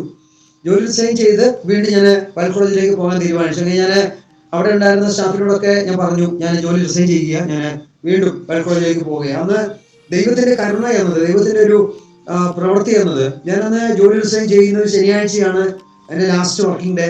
ഞാൻ എല്ലാവരോടും പറഞ്ഞു. അപ്പം എൻ്റെ അപ്പം മുതൽ അവിടെ താമസിക്കുന്നതാ. അപ്പം ഞാൻ ചർച്ചിൽ പിന്നെ കൂത്തുറമ്പിൽ അന്ന് എൻ്റെ കൂടെ പഠിച്ചൊരു ദേവദാസനാണ്. അപ്പോൾ കോളേജിലെ പ്രവർത്തനങ്ങളൊക്കെ പിന്നീട് നിന്നുപോയി. പിന്നെ അതിനുശേഷം കൂത്തുറമ്പിലാണ് ചർച്ചിലുണ്ടായിരുന്നത്. അപ്പോൾ ഞാൻ കൂത്തുറമ്പിൽ ആരാധനയ്ക്ക് പോയിക്കൊണ്ടിരുന്നത്. അങ്ങനെ കൂത്തുറമ്പിലെ ആ ചർച്ചിന്റെ മുകളിൽ 2 നില കെട്ടിടമാണ്, ഒരു ബിൽഡിങ്, ഒരു ജോസ്റ്റാൻ്റെ ഒരു വീടായിരുന്നു. മുകളിലത്തെ നില മുഴുവൻ കാലി കിടക്കുക. അപ്പം അവിടെയാണ് ഞങ്ങളുടെ വീടിന്റെ സാധനങ്ങളെല്ലാം കൊണ്ടുപോയിട്ടത്. പിന്നെ കുറച്ച് ഭാഗങ്ങൾ ഞങ്ങൾ കുറെ കമുങ്ങ് മേടിച്ച് ഒരു ഒരു ഇതടിച്ച് കെട്ടി അതിന് മുകളിൽ കുറെ സാധനങ്ങൾ കയറ്റിയിട്ടു.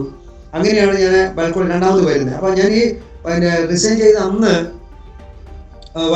പകല് ഈ 2 സ്റ്റാഫും എൻ്റെ അടുത്ത് വന്ന് പറഞ്ഞൊരു കാര്യം, നീ എന്തെങ്കിലും വീണ്ടും ഇതിലേക്ക് പോകുമെന്ന് ഞങ്ങൾക്ക് അറിയായിരുന്നു.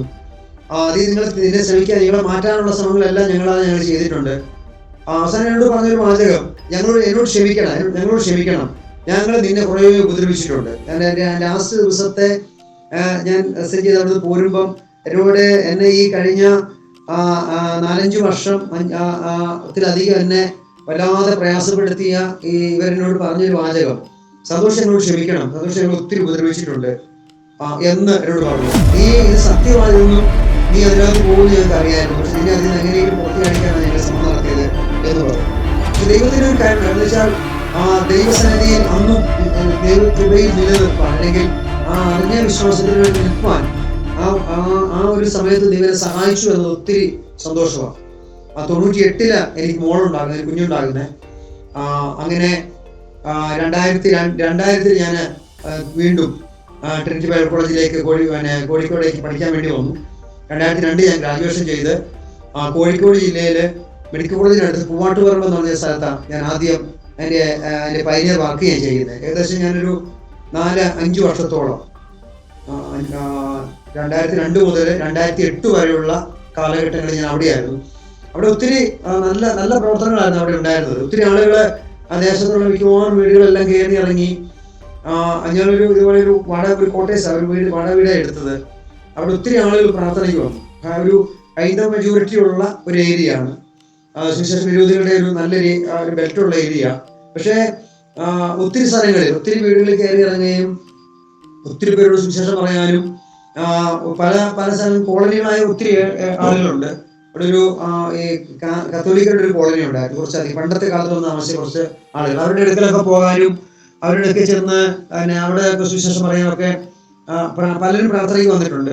ഹിന്ദുക്കളായ പലരും പ്രാർത്ഥനയ്ക്ക് വന്നിട്ടുണ്ട്. അവരൊക്കെ ഒത്തിരി പേര് സ്നാന ശുശ്രൂഷകൾ അധികം നടന്നില്ലെങ്കിൽ ഒത്തിരി പേര് യേശുവിനെ രക്ഷിതാവായി സ്വീകരിച്ചു, ദൈവകൃപയിലേക്ക് വന്നു. പക്ഷെ ഒരു ശക്തമായ ഒരു എതിർപ്പ് പിന്നീട് വന്നു. കാരണം പലരും ഞങ്ങളുടെ നേരെ വന്നില്ലെങ്കിലും ഈ പ്രാർത്ഥനയ്ക്ക് വരുന്ന ആളുകളുടെ വീടുകളിൽ കയറി പ്രാർത്ഥനയ്ക്ക് വരുന്നവരെ കയറി അവർ തടഞ്ഞു. അവരോട് പറഞ്ഞു, നിങ്ങൾ പ്രാർത്ഥനയ്ക്ക് പോകരുതെന്ന് പറഞ്ഞ് അവരെ തടഞ്ഞു. ഞാൻ ഇന്ന് ഓർക്കുന്നത്, ഈ ജൂൺ ജൂലൈ മാസങ്ങളിൽ ഞങ്ങൾ താമസിക്കുന്ന സ്ഥലം വെള്ളം കയറും. ജൂൺ മാസത്തിലൊക്കെ ശക്തമായ മഴ പെയ്യുമ്പോൾ വയലിൽ നടുക്കൊരു വീടാണ്.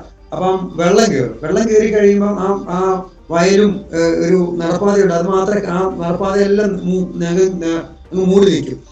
അങ്ങനെ ആ സമയത്ത് പോലും ഈ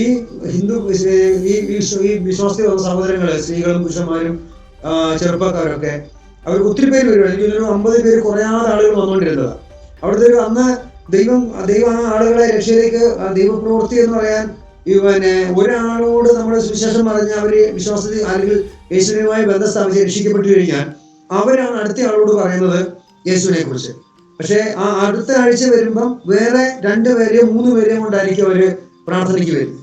അങ്ങനെയായിരുന്നു ആ ഒരു പ്രവർത്തനം നന്നായി വിജയത്തിലേക്ക് വന്നത്. പക്ഷെ പെട്ടെന്ന് ഒരു പ്രതീക്ഷിക്കാത്തൊരു എതിർപ്പുകൾ ഈ വന്ന ആളുകളിൽ അവർ കയറി അവർ പറഞ്ഞു, നിങ്ങൾ പ്രാർത്ഥനയ്ക്ക് പോകരുതെന്ന് പറഞ്ഞു. അത് പെട്ടെന്ന് ആ വന്ന ഗ്രോത്ത് അതുപോലെ അങ്ങ് നിന്നുപോയി. അതൊരു വലിയൊരു വേദനയാണ് ഇന്ന്.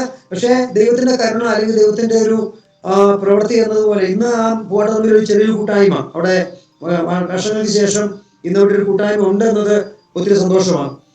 അതിനുശേഷം ഞങ്ങള് 2008 അവിടുന്ന് ഞാൻ ട്രാൻസ്ഫർ അപേക്ഷ കൊടുത്തു. അങ്ങനെ മലപ്പുറം ജില്ലയിലെ കാരപ്പുറം എന്ന സ്ഥലത്തേക്ക് ഞാൻ ട്രാൻസ്ഫർ മേടിക്കുന്നത്. മലപ്പുറം ജില്ലയിലെ ഒരു പഴയ സീനിയർ പാസ്റ്ററായ ജോർജ് കുട്ടി പാസ്റ്ററുടെ അസിസ്റ്റന്റ് പാസ്റ്ററായിട്ടാണ് ഞാൻ കാരപ്പുറത്തേക്ക് വരുന്നത്. 2008 ഞാൻ വരുന്നത്. അദ്ദേഹത്തിന്റെ അസിസ്റ്റന്റ് പാസ്റ്ററായിട്ട് ഞാൻ 2008 വരുന്നു. അവിടുന്ന് 2008 മുതൽ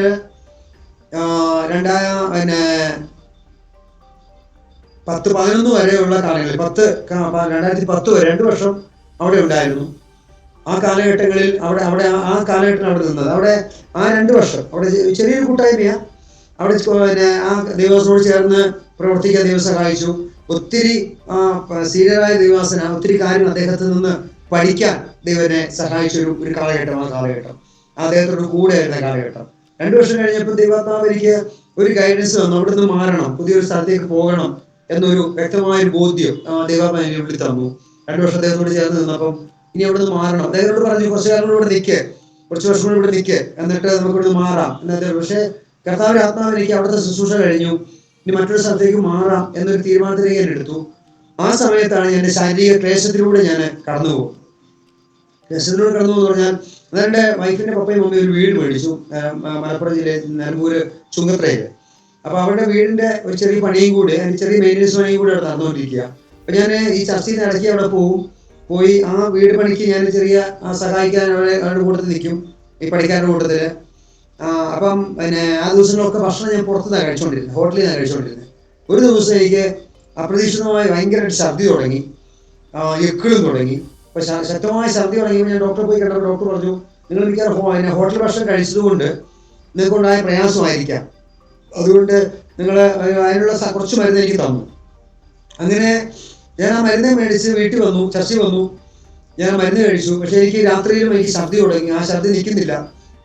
ഛർദിയോടൊപ്പം എനിക്ക് അന്ന് രാത്രി മുതൽ എക്കിള് തുടങ്ങി. എക്കിള് എന്ന് പറഞ്ഞാൽ നീണ്ട സമയമാണ്. സാധാരണ നമുക്കൊരു 2-3 മിനിറ്റ് താഴെയുള്ള എക്കിളുകളാണ്. പക്ഷെ എനിക്ക് 1 മണിക്കൂർ വരെ എനിക്ക് വരുന്ന എക്കിള് നീണ്ടു നിൽക്കും. അങ്ങനെ അതിനെ വല്ലാതെ പ്രയാസപ്പെടുത്താൻ തുടങ്ങി. അങ്ങനെ പിറ്റേ ദിവസം രാവിലെ ഞാൻ ഇടയ്ക്കലുള്ളൊരു ഹോസ്പിറ്റലിൽ പോയി. അന്ന് അവരവിടെ ട്രിപ്പൊക്കെ ഇട്ട് തന്നെ അവിടെ കടത്തി, ഗുളിക തന്നു. പക്ഷെ എനിക്ക് വൈകുന്നേരമായിട്ടും എൻ്റെ എക്കിളിന് ഒരു കുറവുമില്ല, ഛർദി മാറുന്നില്ല. അങ്ങനെ വൈകുന്നേരം ഡിസ്ചാർജ് മേടിച്ച് ഞാൻ തിരിച്ച് വീണ്ടും ചർച്ച വന്നു. അപ്പോൾ ചർച്ച വരുന്ന വഴിക്കാരൻ പറഞ്ഞു, ഒരു കാര്യം ചെയ്ത് നമുക്ക് അരിഷ്ടം കുടിച്ചു കഴിഞ്ഞാൽ ചിലപ്പം ദഹനക്കേടോ അങ്ങനെ ഒരു പ്രശ്നമാണ്, അരിഷ്ടം കുടിച്ചാൽ മാറും എന്ന് പറഞ്ഞു. അപ്പൊ അങ്ങനെ ഞാൻ അവിടെ ഒരു വൈദ്യനുണ്ട്, അയാളെ കയറി കണ്ട് അദ്ദേഹത്തിന്റെ അടുത്ത് ഞാൻ ചെന്ന് കാര്യങ്ങളൊക്കെ പറഞ്ഞപ്പോൾ അദ്ദേഹം കുറച്ച് അരിഷ്ടം തന്നു. ഒരാഴ്ച അരിഷ്ടം കുടിക്കുക, ഒരു അരമണിക്കൂർ കഴിഞ്ഞ് ഛർദ്ദിക്കുന്നില്ലെങ്കിൽ കുഴപ്പമില്ല, പിന്നെ രാത്രിയിലും ഭക്ഷണം കഴിഞ്ഞിട്ട് 1 ആഴ്ച കൂടി കുടിച്ചാൽ മതി, അങ്ങ് മാറിക്കോളുന്നു. അപ്പോൾ ഞാനിങ്ങനെ അവിടെ ഇരുന്നു, അദ്ദേഹത്തിനോട് സുവിശേഷം പറഞ്ഞു. ഏകദേശം ഒരു 1.5 മണിക്കൂറോളം കർത്താവിനെ കുറിച്ചും കർത്താവിന്റെ സ്നേഹത്തെ കുറിച്ചൊക്കെ ഞാൻ അദ്ദേഹത്തോട് അവിടെ നിന്ന് പറഞ്ഞു. അത് കഴിഞ്ഞപ്പോൾ പ്രശ്നങ്ങളൊന്നുമില്ല. ഞാൻ തിരിച്ച് വീട്ടിൽ വന്നു, ചർച്ചിൽ വന്നു. രാത്രി കഞ്ഞിയൊക്കെ കുടിച്ച് കടന്നു. പക്ഷേ ഈ അരിഷ്ടം കുടിച്ച് കടന്നു. ഞാനൊരു 10-15 മിനിറ്റ് കഴിഞ്ഞപ്പോഴത്തേക്ക് വീണ്ടും ഞാൻ ശ്രദ്ധിക്കാൻ തുടങ്ങി. രാത്രി എനിക്കോ ഞാൻ നേരം വെളുപ്പിച്ചു. പിറ്റേ ദിവസം രാവിലെ ചുങ്കത്തറയിലൊരു മർത്താമ ഹോസ്പിറ്റലുണ്ട്. അങ്ങനെ രാവിലെ ഞാൻ അവിടുന്ന് ബസ് കയറി ഞാൻ ഈ ചുങ്കത്തറ മർത്താമ ഹോസ്പിറ്റലിലേക്ക് വീണ്ടും വന്നു. അവിടെ വന്ന് ഡോക്ടറെ കണ്ടപ്പോൾ ഡോക്ടർ ഇതാ എൻ്റെ സ്ഥിതി എന്ന് പറഞ്ഞു. അപ്പോൾ ഡോക്ടർ നോക്കിച്ച് പറഞ്ഞു, ഒരു സ്കാൻ ചെയ്ത് നോക്കിയാൽ നമുക്ക് എന്താ സ്ഥിതി, എന്താ പ്രശ്നം നമുക്ക് അറിയാൻ പറ്റത്തുള്ളൂ, അതുകൊണ്ട് എന്നെ സ്കാൻ ചെയ്യാമെന്ന് പറഞ്ഞു. ഞാൻ സാറേ എനിക്ക് ഒരു വെള്ളം പോലും കുടിക്കാൻ വയ്യ, വെള്ളം കുടിച്ചാൽ ഞാൻ അന്നേരം ഛർദ്ദിക്കുക. അപ്പോൾ പറഞ്ഞു നമുക്ക് ഇഞ്ചക്ഷൻ ചെയ്യാം. അങ്ങനെ അദ്ദേഹം ഒരു ഇഞ്ചക്ഷൻ ചെയ്തു. ഇഞ്ചക്ഷൻ ചെയ്ത് ഛർദ്ദി നിന്നു. അങ്ങനെ ഞാൻ നിലമ്പൂർ പോയി ഡോക്ടർ സ്കാൻ സെന്ററിൽ പോയി ഞാൻ സ്കാൻ ചെയ്തു. അപ്പോൾ റിപ്പോർട്ട് കൊണ്ട് ഞാൻ വന്ന് ഒരു ഉച്ച കഴിഞ്ഞ് റിപ്പോർട്ട് കിട്ടിയപ്പോൾ വന്നപ്പം കണ്ട ഡോക്ടർ ഇല്ല, ആറുമോയ ഉള്ളത്. അപ്പോൾ അവർ നോക്കിയിട്ട് എന്നോട് പറഞ്ഞു, നിങ്ങളുടെ ചെറുകോളിനും വലുകോളിനും ചേരുന്നിടത്ത് ഒരു ബ്ലോക്ക് കാണുന്നുണ്ട്, ഒരു തടിപ്പ് കാണുന്നുണ്ട്, അടങ്ങിയിരിക്കുക, അതുകൊണ്ടാണ് നിങ്ങൾക്ക് ഛർദി. അത് നിങ്ങൾ അവരുടെ പേപ്പറിൽ ഇങ്ങനെ വരച്ച് കാണിച്ചു. അത് എന്നിട്ട് പറഞ്ഞു, നിങ്ങൾ അത് ഓപ്പറേഷൻ ചെയ്തെങ്കിലേ അത് മാറത്തുള്ളൂ, അല്ലാതെ വേറെ മരുന്നൊന്നും അതിനില്ല, അതിൽ വേറെ പരിഹാരമൊന്നും അതിനില്ല എന്ന് പറഞ്ഞു. അപ്പം ഒരു ആറുമോയ പറഞ്ഞതുകൊണ്ട് അത്രയൊരു വിശ്വാസം പോരാ, അതിന് അത്രയും ഗൗരവമായിട്ട് എടുത്തില്ല. പിന്നെ അവിടെ വെയിറ്റ് ചെയ്തു. കുറെ കൂടെ കഴിഞ്ഞ് വൈകുന്നേരം ആയപ്പം അവിടുത്തെ മെയിൻ ഡോക്ടർ വന്നു. മെയിൻ ഡോക്ടർ വന്ന് അദ്ദേഹം ഈ ഇതെല്ലാം റിസൾട്ടെല്ലാം നോക്കിയിട്ട് അദ്ദേഹം പറഞ്ഞു, ഇതാണ് പ്രശ്നം, നിങ്ങളുടെ ഒരു തടിപ്പ് കാണുന്നുണ്ട്, ഒരു കാര്യം ചെയ്താൽ മതി, നിങ്ങൾ നാളെ പോയിട്ട് എൻഡോസ്കോപ്പി ചെയ്യുക. എൻഡോസ്കോപ്പി ചെയ്യുമ്പം അതിന്റെ പ്രശ്നം എന്താണെന്ന്, അതിന്റെ എന്താണ് റീസൺ എന്ന് ശരിക്കും അറിയാൻ പറ്റും എന്ന് പറഞ്ഞു. അങ്ങനെ അദ്ദേഹം ഒരു ലെറ്റർ പെരുന്നാൾ EMS ഹോസ്പിറ്റലിലേക്ക് എനിക്ക് തന്നു. അങ്ങനെ പിറ്റേ ദിവസം രാവിലെ അന്ന് അവിടെ കടത്തി. അന്ന് അദ്ദേഹം പറഞ്ഞു, ഇതിൽ നിന്ന് പോകണ്ട, നാളെ എൻഡോസ്കോപ്പി ചെയ്യേണ്ടതല്ലേ, അപ്പോൾ ഭക്ഷണം കഴിക്കാൻ പറ്റാത്തതുകൊണ്ട് ട്രിപ്പ് ഇടാം എന്ന് പറഞ്ഞാൽ അങ്ങനെ രാത്രി മുഴുവൻ ട്രിപ്പ് ഇട്ട് കിടത്തി തന്നെ. ഒരു ദിവസം രാവിലെ ഞാൻ അവിടുന്ന് പിന്നെ പെരിന്തൽമണ്ണ EMS ഹോസ്പിറ്റലിൽ വന്ന് ഈ സ്കാൻ റിപ്പോർട്ട് കാണിച്ചു. ആ ഡോക്ടർ നന്ദകുമാറാണ് ഈ ഗ്യാസ്ട്രോയുടെ എൻഡോസ്കോപ്പി ചെയ്യുന്നത്. അദ്ദേഹം റിപ്പോർട്ട് നോക്കി ഉടനെ പറഞ്ഞൊരു കാര്യം, എൻഡോസ്കോപ്പി കൊണ്ട് കാര്യമില്ല, നമുക്കൊരു കൊളോണോസ്കോപ്പി കൂടി ചെയ്യണം, അത് ഒരു ദിവസം വന്നിട്ട് അഡ്മിറ്റ് ആകണം, അത് എന്നാൽ മാത്രമേ പയ്യൻ ചെയ്യാൻ പറ്റുള്ളൂ എന്ന് പറഞ്ഞിട്ട് അദ്ദേഹം അടുത്ത ആഴ്ചത്തേക്ക് പിറ്റേ ആഴ്ചത്തേക്ക് എനിക്കൊരു ഡേറ്റ് തന്നു. അപ്പോൾ ഞാൻ കട്ടിയുള്ള ആഹാരങ്ങളെല്ലാം എന്നോട് ഒഴിവാക്കാൻ പറഞ്ഞു. അപ്പോൾ കട്ടിയുള്ള ആഹാരം ഒന്നും ഞാൻ കഴിക്കുന്നില്ല, ലൈറ്റായിട്ടുള്ള ഫുഡുകൾ മാത്രമാണ് ഞാൻ ദിവസങ്ങളിലേക്ക് കഴിച്ചുകൊണ്ടിരിക്കുന്നത്. അങ്ങനെ പിറ്റേ ദിവസം പിറ്റേ ആഴ്ച ഞാൻ അവിടെ ചെല്ലുന്നു, അഡ്മിറ്റായി. എൻഡോസ്കോപ്പി, കൊളോണോസ്കോപ്പി, CT സ്കാൻ ഒക്കെ ഒരു ചെയ്യുക. എൻഡോസ്കോപ്പി ചെയ്തു, കൊളോണോസ്കോപ്പി ചെയ്തു. അത് കഴിഞ്ഞിട്ട് അപ്പം അതിൻ്റെ റിപ്പോർട്ട് ബയോപ്സിക്ക് അവർ എടുത്ത് അയച്ചു. അതിൻ്റെ കൂട്ടത്തിൽ അദ്ദേഹം പറഞ്ഞൊരു കാര്യം, അങ്ങനെ ഞാൻ പെരിന്തൽമണ്ണ EMS ഹോസ്പിറ്റലിൽ ചെന്ന് എന്നെ അഡ്മിറ്റ് ആക്കി എൻഡോസ്കോപ്പി ചെയ്യാൻ വേണ്ടി. ഞാൻ രാവിലെ അവര് പിറ്റേ ആഴ്ച ഞാൻ വീണ്ടും എൻഡോസ്കോപ്പിക്ക് വേണ്ടി അഡ്മിറ്റ് ചെയ്തു. അങ്ങനെ തലേദിവസം ചെന്ന് കടന്നു, എൻഡോസ്കോപ്പി ചെയ്തു, കൊളോണോസ്കോപ്പി ചെയ്തു. എനിക്ക് കൊളോണോസ്കോപ്പി എന്നെ മയക്കും എന്നുള്ള കാര്യം എനിക്ക് അറിയില്ല. എൻ്റെ കൂടെ പപ്പയാണ് ഉള്ളത്, പപ്പ എൻ്റെ കൂട്ടത്തിലുണ്ട്. പപ്പ നോക്കിയിട്ട് ഇപ്പോൾ പപ്പ പുറത്ത് നിൽക്കുക, അകത്ത് ഞാനുണ്ട്. അപ്പൊ ഇഞ്ചക്ഷൻ കൊണ്ട് വന്നപ്പോൾ നേഴ്സോട് ചോദിച്ചു ഞാൻ ഉറങ്ങുമെന്ന് ചോദിച്ചു, മയങ്ങുമെന്ന് ചോദിച്ചാൽ മയങ്ങി പോകുന്നു പറഞ്ഞു. ഞാൻ പറഞ്ഞു എൻ്റെ കൂടെ ഒരാള് വെളിയിലുണ്ട്, പറഞ്ഞേക്കണം എന്ന് പറഞ്ഞു. കാരണം അങ്ങനെ മയക്കുന്ന കാര്യം പറഞ്ഞില്ലായിരുന്നു. അങ്ങനെ മയങ്ങി എൻഡോസ്കോപ്പി ചെയ്തു. എനിക്കറിയാം എൻ്റെ വയറ്റിലൂടെ ആ മിഷൻ കയറി പോകുന്നത് എനിക്ക് നന്നായിട്ട് എനിക്ക് ഫീൽ ചെയ്യുന്നുണ്ട്. എൻ്റെ വയറ്റിനകത്തൂടെ ആ മിഷൻ ഇങ്ങനെ കയറി ഇറങ്ങുന്നത് ഞാൻ നന്നായിട്ട് എന്താ പറയട്ടെ, ശരിക്കും ഞാനത് അറിയുന്നുണ്ട്. എൻഡോസ്കോപ്പി ചെയ്തു, കൊളോണോസ്കോപ്പി ചെയ്തു. അത് കഴിഞ്ഞിട്ട് പിറ്റേ ദിവസം ഡോക്ടർ പറഞ്ഞു നമുക്ക് സ്കാൻ ചെയ്യണമെന്ന് പറഞ്ഞു. അങ്ങനെ CT സ്കാൻ ചെയ്തു. അപ്പൊ സ്കാനിങ്ങിലും അവർ കണ്ടെത്തി എൻ്റെ ചെറുകുടലിന്റെ ഒരു നല്ല ഭാഗത്തും ഈ ക്യാൻസർ സെല്ലുകൾ അത് ക്യാൻസർ ബാധിച്ചിട്ടുണ്ടെന്ന് അവർക്ക് മനസ്സിലായി. അപ്പൊ ആദ്യം ഡോക്ടർക്ക് ഉണ്ടായിരുന്ന ഡൗട്ട് വയറ്റിലുണ്ടാകുന്ന TB ആണ് എന്നൊരു ചിന്തയാണ് ഡോക്ടർ ഉണ്ടായിരുന്നത്. അങ്ങനെ ഡോക്ടർ പറഞ്ഞു നിങ്ങൾ സർജറി ചെയ്തേ പറ്റുള്ളൂ എന്ന് പറഞ്ഞു. അങ്ങനെ സർജറിക്ക് അദ്ദേഹം നിർദ്ദേശിച്ചു. എനിക്ക് സൂചി പോലും പേടിയാണ്. അപ്പം ഞാൻ അത് കഴിഞ്ഞിട്ട് തിരിച്ചു വന്ന് ഞാൻ സാവധാനം ഭക്ഷണമൊക്കെ കഴിച്ചു തുടങ്ങി. ഇപ്പൊ കട്ടിയുള്ള ആഹാരങ്ങളൊക്കെ കഴിച്ചു. കട്ടിയുള്ള ആഹാരം കഴിച്ചപ്പോൾ ഒന്നും കുഴപ്പമില്ല. അപ്പം പിന്നെ എനിക്ക് ധൈര്യമായി, എന്നാൽ എനിക്ക് കുഴപ്പമൊന്നുമില്ല എന്ന് ഞാൻ ചിന്തിച്ചു. അത് കഴിഞ്ഞ് ഞങ്ങൾ ട്രാൻസ്ഫർ ആയിട്ട് കരുവാനുകൊണ്ട് വന്ന സ്ഥലത്തേക്ക് ഒരു പുതിയൊരു പ്രവർത്തന സ്ഥലമാണ്. ഒരു 2 കുടുംബം അവിടെ ഉള്ളൂ. അവിടേക്ക് ഞങ്ങൾ ട്രാൻസ്ഫർ ആയിട്ട് വരുന്നത്. അവിടെ വന്നു. അത് കഴിഞ്ഞിട്ട് പപ്പയും മമ്മിയുടെയും വൈഫിന്റെ പപ്പയും മമ്മിയും കരുവായി എന്നുള്ള സ്ഥലത്തേക്ക് ട്രാൻസ്ഫർ ആയി വന്നു. അവരവിടെ ആയിരിക്കുമ്പം ഞങ്ങളൊരു ദിവസം ആ ചർച്ചിലൊരു പെൺകൊച്ചിന്റെ കല്യാണം ഉണ്ട്, എൻഗേജ്മെന്റ് ഉണ്ട് പിറ്റേ ദിവസം. അപ്പൊ അതിന്റെ തലേ ദിവസം ഞങ്ങൾ ചർച്ച ചെയ്യുമ്പോൾ ചർച്ചിന്റെ സൈഡില് ഈ അടുത്തൊരു കോട്ടേഴ്സ്, ആ കോട്ടേഴ്സിന്റെ സേഫ്റ്റി ടാങ്ക് ലീക്ക് ആയിട്ട് ആ സേഫ്റ്റി ടാങ്കിലെ വെള്ളം മുഴുവൻ പാഴ്സേജിന്റെ സൈഡിലാണ് വീഴുന്നത്. അപ്പം ചർച്ചിലെ ഒരു അച്ചായനും 2 പണിക്കാരും കൂടി ചേർന്നത് കോൺക്രീറ്റ് ചെയ്യുക. ഞാനിങ്ങനെ വെറുതെ ഇരുന്നപ്പം ഞാൻ ഈ ചെറുപ്പക്കാരൻ ഇങ്ങനെ വെറുതെ ഇരിക്കുന്നു, ഈ അപ്പച്ചൻ പ്രായമുള്ള അപ്പച്ചൻ ഇത് ചെയ്യുവാണല്ലോ എന്ന് പറഞ്ഞ് ഞാനും അദ്ദേഹത്തിന്റെ കൂട്ടത്തില് ഈ കോൺക്രീറ്റ് കൂട്ടാനും കൊണ്ടയിടാനൊക്കെ കൂടി. അന്ന് രാത്രിയിൽ ആ എൻഗേജ്മെന്റിന് കൂടി ഭക്ഷണമൊക്കെ കഴിച്ചു. രാത്രി ഒരു 12 മണി കഴിഞ്ഞപ്പോൾ വീണ്ടും എനിക്ക് ആ ഛർദി തുടങ്ങി. വീണ്ടും എന്നെ അസ്വസ്ഥപ്പെടുത്തി. പിറ്റേ ദിവസം രാവിലെ ഞാൻ ഹോസ്പിറ്റലിൽ അവിടെ അടുത്തൊരു ഹോസ്പിറ്റലിൽ ചെന്ന ഡോക്ടർ പറഞ്ഞു നിങ്ങൾ എത്രയും പെട്ടെന്ന് സർജറി ചെയ്യണം, അല്ലാതെ നിങ്ങൾക്ക് ഇത് വെച്ചുകൊണ്ടിരിക്കരുതെന്ന് പറഞ്ഞു. അങ്ങനെ വീണ്ടും ഹോസ്പിറ്റലിൽ ചെന്നു, സർജറിക്ക് ഡേറ്റ് എടുത്തു. അപ്പൊ ഞാൻ അനസ്തേഷ്യ ഡോക്ടറോട് പറഞ്ഞൊരു കാര്യം, തലേദിവസം ചെക്കപ്പിന് കയറ്റുമ്പോൾ ഡോക്ടറോട് പറഞ്ഞൊരു കാര്യം, ഡോക്ടറെ എന്നെ ഫുള്ളായിട്ട് മയക്കണം, എനിക്ക് ഇഞ്ചക്ഷൻ പേടിയാ. അപ്പം ഇഞ്ചക്ഷൻ പോലും പേടിയുള്ള സമയം, ഒരു സൂചി പോലും എനിക്ക് ഭയങ്കര പേടിയാണ്. അപ്പം ഫുള്ളായിട്ട് ഓപ്പൺ സർജറി എന്ന് പറഞ്ഞാൽ എനിക്ക് കൊടുക്കാൻ പോലും വയ്യാത്തൊരു കാര്യമാണ്. അതിനപ്പം അതുകൊണ്ട് ഞാൻ പറഞ്ഞൊരു കാര്യം, എന്നെ ഫുള്ളായിട്ട് മയക്കണം. ഫുള്ളായിട്ട് മയക്കി കഴിഞ്ഞാൽ ഞാൻ പിന്നെ ഒന്നും അറിയത്തില്ലല്ലോ. പക്ഷേ പിറ്റേ ദിവസം രാവിലെ എന്നെ തിയേറ്ററിലേക്ക് കൊണ്ടുപോകുന്നു. അതിന്റെ കൂടെ നേരത്തെ ഉണ്ടായിരുന്ന കാനപ്പുറത്തെ ജോർജ് പാസ്റ്റർ, പിന്നെ വേറെ കുറച്ച് ദൈവാസന്മാരൊക്കെ പപ്പ മമ്മി വേറെ കുറെ പേരുണ്ട് പുറത്തേക്ക്. അവർ 10 മണിയായപ്പോഴത്തേക്ക് വരുമ്പോഴത്തേക്ക് എന്നെ തിയേറ്ററിനകത്ത് കയറ്റി. ഉച്ച വരെ ഞാൻ ആ തിയേറ്ററിനകത്താണ്, അവരുടെ ഒബ്സർവേഷനിലാണ്. ഉച്ച 1 മണിയോട് കൂടെ എന്നെ തിയേറ്ററിൽ കയറ്റുന്നുണ്ട്. പിന്നെ സർജറിക്ക് കൊണ്ടുപോകുന്നു. അപ്പൊ തിയേറ്ററിൽ കൊണ്ടുപോയി ആ ടേബിളിലേക്ക് എന്നെ കയറ്റി ഞാൻ കടത്തുന്നത് ഞാൻ കാണുന്നുണ്ട്. എന്റെ നേരെ അവരുടെ ലൈറ്റുകളൊക്കെ സെറ്റ് ചെയ്യുന്നുണ്ട്. അത് കഴിഞ്ഞപ്പോൾ എന്റെ കണ്ണവർ കിട്ടി. ഒരു 2 കൈയും അവരുടെ ആ ടേബിളിലോട്ട് ചേർത്ത് അവർ കെട്ടിവെച്ചു, ഒരു ബെൽറ്റ് ഇട്ടിട്ട്.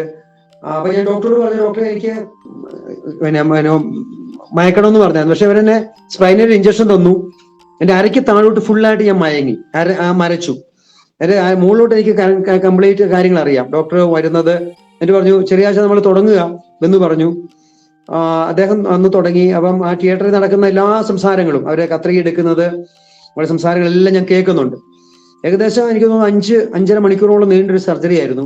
അതിന് ചെറുകുടലിന് ഏകദേശം 750 ഗ്രാം, 3/4 കിലോ അന്ന് അവരെ എടുത്തു കളഞ്ഞു. സർജറി കഴിഞ്ഞിട്ട് എന്നോട് പറഞ്ഞു, കഴിഞ്ഞു നമ്മൾ പരിപാടിയൊക്കെ കഴിഞ്ഞപ്പം അവസാന നിമിഷം ആയപ്പം അവരെ വയർ കട്ട് ചെയ്തുകൊണ്ടെന്ന് തോന്നുന്നു. അവരത് തുന്നുന്നതിന് മുമ്പ് എന്റെ അത് സക്കി ചെയ്ത്, മിഷൻ വെച്ച് സക്കി ചെയ്തിട്ടാണ് അത് അവർ ജോയിൻ ചെയ്തത്, എന്തോ ഇത് വെച്ചിട്ട്. ഞാൻ എന്റെ വേദനയൊക്കെ മരപ്പൊക്കെ പോയ പോലെ എനിക്ക് തോന്നി. ഒത്തിരി ഞാൻ അന്നേരം അസ്വസ്ഥനായി തീർന്നു. ഉടനെ അനസ്തേഷ്യ ഡോക്ടർ വരുന്നു, മറ്റു ഡോക്ടർമാരൊക്കെ വന്ന് എന്നെ ആ സമയത്ത് എന്നെ പരിശോധിക്കുന്നുണ്ട്. ഞാൻ കറക്റ്റ് എനിക്ക് അറിയാം അത്. അപ്പൊ എന്റെ പ്രതീക്ഷ തലേദിവസം രാത്രി 10 മണിക്ക് മുമ്പ് വെള്ളം കുടിച്ച് സർജറി കഴിഞ്ഞാൽ വെള്ളം കുടിക്കാമെന്ന് എന്നോട് പറഞ്ഞിരിക്കുന്നത്. അപ്പൊ എന്നെ തിയേറ്ററിൽ നിന്ന് നേരെ സർജറി വാർഡിലേക്ക്, ICUലേക്ക് മാറ്റി. കുറെ കഴിഞ്ഞ് രാത്രി ആയപ്പോൾ ഡോക്ടർ വന്നു. ഡോക്ടറോട് ഞാൻ പറഞ്ഞു, സാറേ എനിക്ക് ഇച്ചിരി കുടിക്കാൻ വെള്ളം വേണം. ഡോക്ടറിനോട് പറഞ്ഞു, ഒരു 7 ദിവസത്തേക്ക് നമുക്ക് ഒരു തുള്ളി വെള്ളം തൊണ്ടയിൽ താഴോട്ട് ഇറങ്ങാൻ പറ്റില്ല.